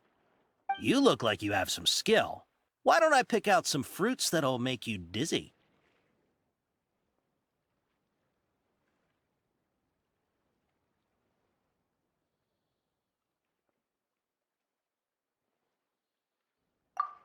Yep, that's the right answer. But eating hara fruit that makes your head and ears ring sounds like a bad life decision. Would you like your hara fruits to be packaged in the Sumeru City or Port Ormos style?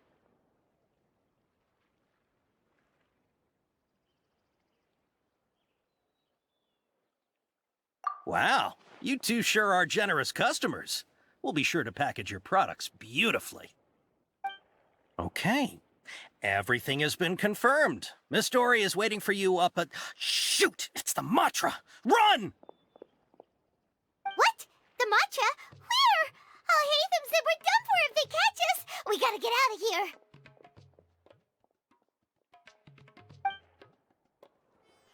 We don't know this area, so let's follow that informant.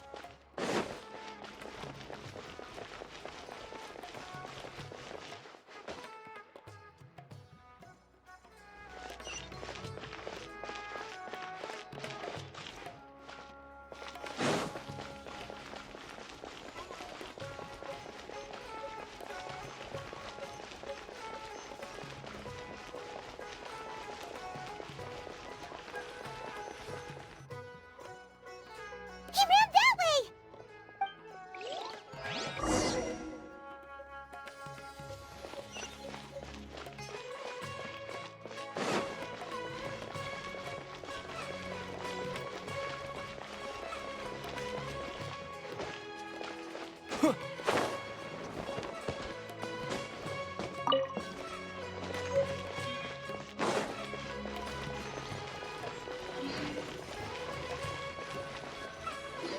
Look, he's over there!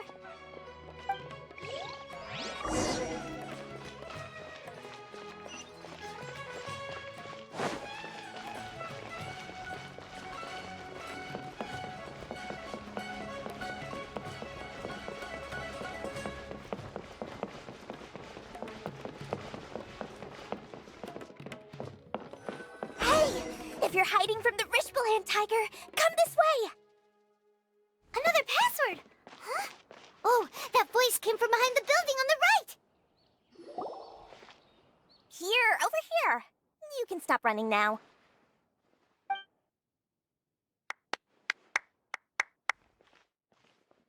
So you were the one who was calling out to us just now. But, are we definitely gonna be safe here? These two good customers wish to buy some hara fruit, Miss Dory. And if there's nothing else, I'll just excuse myself. Oh, very good. Thank you. Huh? Wait, you're Dory? Paimon sure thought you'd look a whole lot scarier. Hey, what are you trying to say, Princess Pea-Brain? I can be scary enough when I need to be, believe you me. If you don't watch what you say, then you can forget about doing any business. But it seems you two have actually done pretty well so far.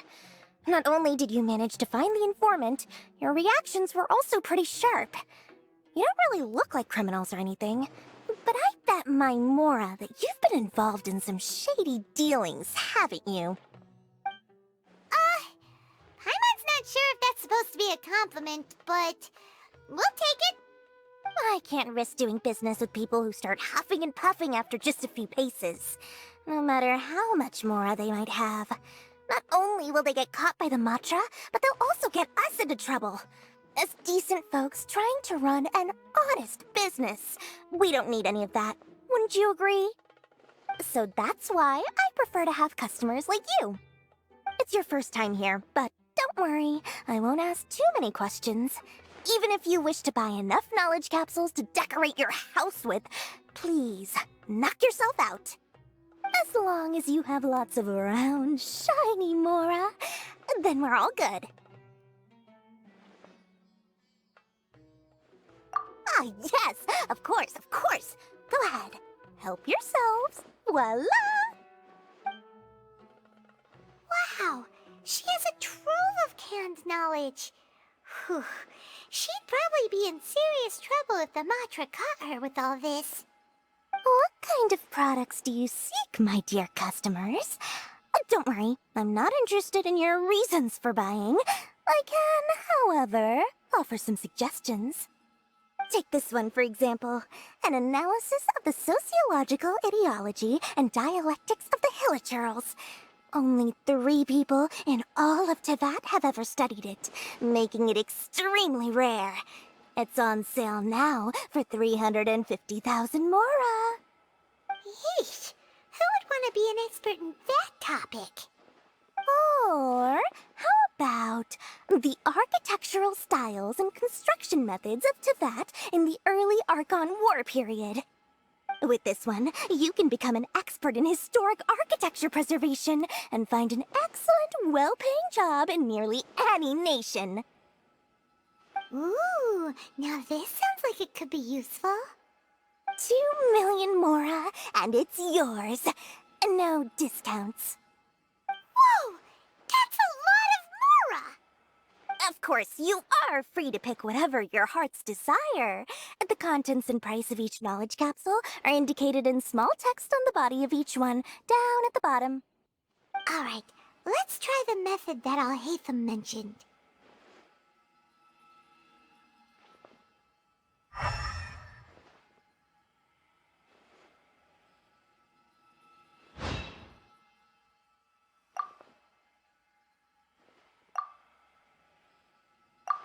Ah, you've really got a good head on your shoulders, and quite the eye for quality.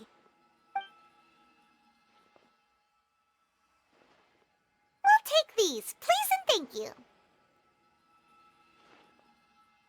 My oh my, you are blessed with a taste for both the exquisite and the extravagant.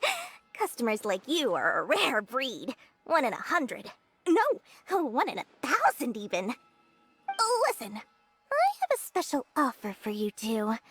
If you spend just 100,000 more, you can pick any knowledge capsule of your choice up to a value of 1 million Mora. Say what now? Hey, did you hear that? Spend another 100K and we get a capsule worth a whole million! But all the canned knowledge we just bought is easily worth 500,000 Mora. If we spend just a little more, we can get something worth 1 million Mora. Isn't that a fantastic deal? Think about it. We've gone to all this trouble to get this canned knowledge. And so far, everything we bought belongs to Alhaitham. Aren't you even the least bit curious about how this whole canned knowledge thing works? We're talking instant knowledge here. Don't you want to try it yourself? Come on, come on! We still have around 100,000 of Alhaitham's Mora left, so let's put it to good use by finding something useful for you. Ahem, you've got a deal, Dory. We'd like to spend an extra 100,000 Mora. Excellent! Then please, select from this fine collection of canned knowledge over here.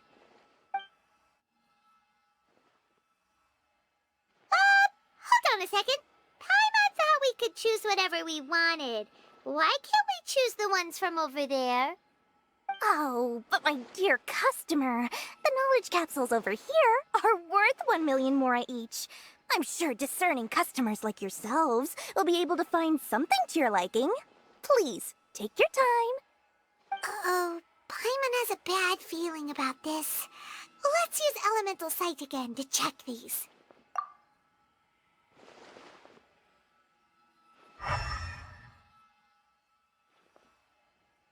So, what did you see? So, they're all worth about the same amount? Well, anyway, the mora's already been spent, so let's at least try to find something useful. Let Paimon take a look here. An introduction to traditional Sumeru brewing techniques, the art of growing spices, an overview of ancient runes. Oh, how about this one? Sword Fighting Techniques 8. Not sure we'd ever find volumes 1 through 7, but at least this knowledge should be useful, right? Let's go with this one. Dory, we'll take this one. All right, very good. I'm expecting some new goods in the next couple days, so be sure to check back again soon. Whether it's canned knowledge or anything else you need, bring your Mora to Dory and doors will open. Our dealings with Dory went smoothly enough. Let's head to Wakala Funduk and meet up with Alhaitham. Hopefully now he'll finally tell us about what the Academia lost. Mora, Mora, shiny Mora.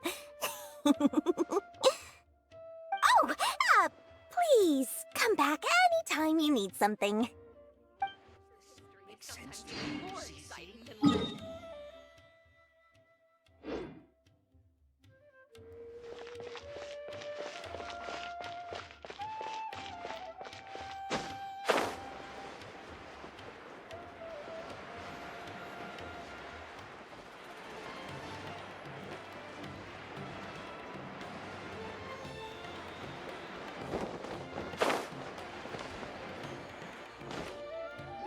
Ha, you two made it.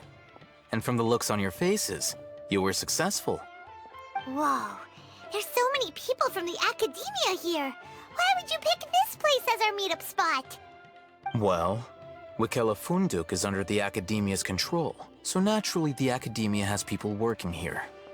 I came to Port Ormos under the pretense of conducting official business. You're a pretty daring guy. Relax. No one here is interested in anything we say, and the Matcher won't come here. Okay now, tell me how your encounter with Dory went. Okay, we did what you asked. So, can you tell us about the knowledge capsule that the Academia lost now? Before that, I have to ask. Why are you two so intent on tracking it down? You don't have to answer, of course. Yeah, he just wants to meet the God of Wisdom and ask her about something important. We've been in Sumeru for a while now, but we still haven't found a way. When we heard that the Academia had lost something that might be related to the gods, we came here in case it turned out to be our lucky break. In that case, you're on the right track. A short while ago, the Academia lost a knowledge capsule in the desert. It's supposedly a divine knowledge capsule. Use it, and you'll gain the wisdom of the gods. Wow, there's really such a thing as that? Hey, if we find it, do you think we could learn how to meet the Dendro Archon? Ooh, or how to find your sister? I highly doubt it has any mystical properties, but it does indeed exist. And it's right here, in Port Ormos. So, where exactly? That's what we need to find out next. I won't deny that. I am investigating because I'm curious as to what the divine knowledge capsule truly is. As you know, the Eremites in Port Ormos also have their eyes on it. It is an extremely precious item. The knowledge contained within may bring great power or wealth to whoever has it in their possession. Several brigades have been vying for ownership of it as of late, but there is still no victor. My personal finances and connections cannot compete with those of the Eremites. After attempting various methods, I finally managed to reach a tentative agreement with several brigades. I agreed to forego ownership of the Divine Knowledge Capsule in exchange for the opportunity to study it. After all, there's no harm in understanding what it is. However, there are those who are less amenable to negotiation, such as those from Ain al-Ahmar. They adamantly believe that the Divine Knowledge Capsule contains the Scarlet King's power, and that he will return to this world when they obtain it. They refuse to let anyone from the Academia tarnish their deity's soul. So you kept hounding them because they refused to cooperate with you? Yes. Ain al-Ahmar isn't exactly wealthy, but its members are determined to get that capsule by any means necessary. To that end, they've resorted to many methods more foul than fair in order to amass sufficient funds. So, I've been sabotaging their business to force them into negotiating with me. The Divine Knowledge Capsule should be up for a secret auction within the next few days. Each brigade will place their own bid, and the prize will be covertly given to the winner. To ensure the capsule's security and to evade the Matra's notice, the winning brigade will not publicly disclose their victory. Unless I know whose hands the Divine Knowledge Capsule ends up in, my agreements with them will fall through. Dory is the most reliable source of information, but that avenue was previously closed to me. With you on board now, the situation is different. In other words, you wanted us to befriend Dory so you could find out where the Divine Knowledge Capsule is. Yes, you can say that. But this arrangement harms none of us. The day after tomorrow, go back to Dory and try to purchase information on the Divine Knowledge Capsule's whereabouts. If she has no information, wait 2 days and approach her again. If I get the opportunity to study the Divine Knowledge Capsule, I will relay my findings to you. Will that suffice as compensation? Okay, then we'll meet up in 2 days. Alhaitham, before you go, we actually bought a knowledge capsule for ourselves, but we're not sure how to use it. You two want to try using a knowledge capsule? Sure, I can teach you.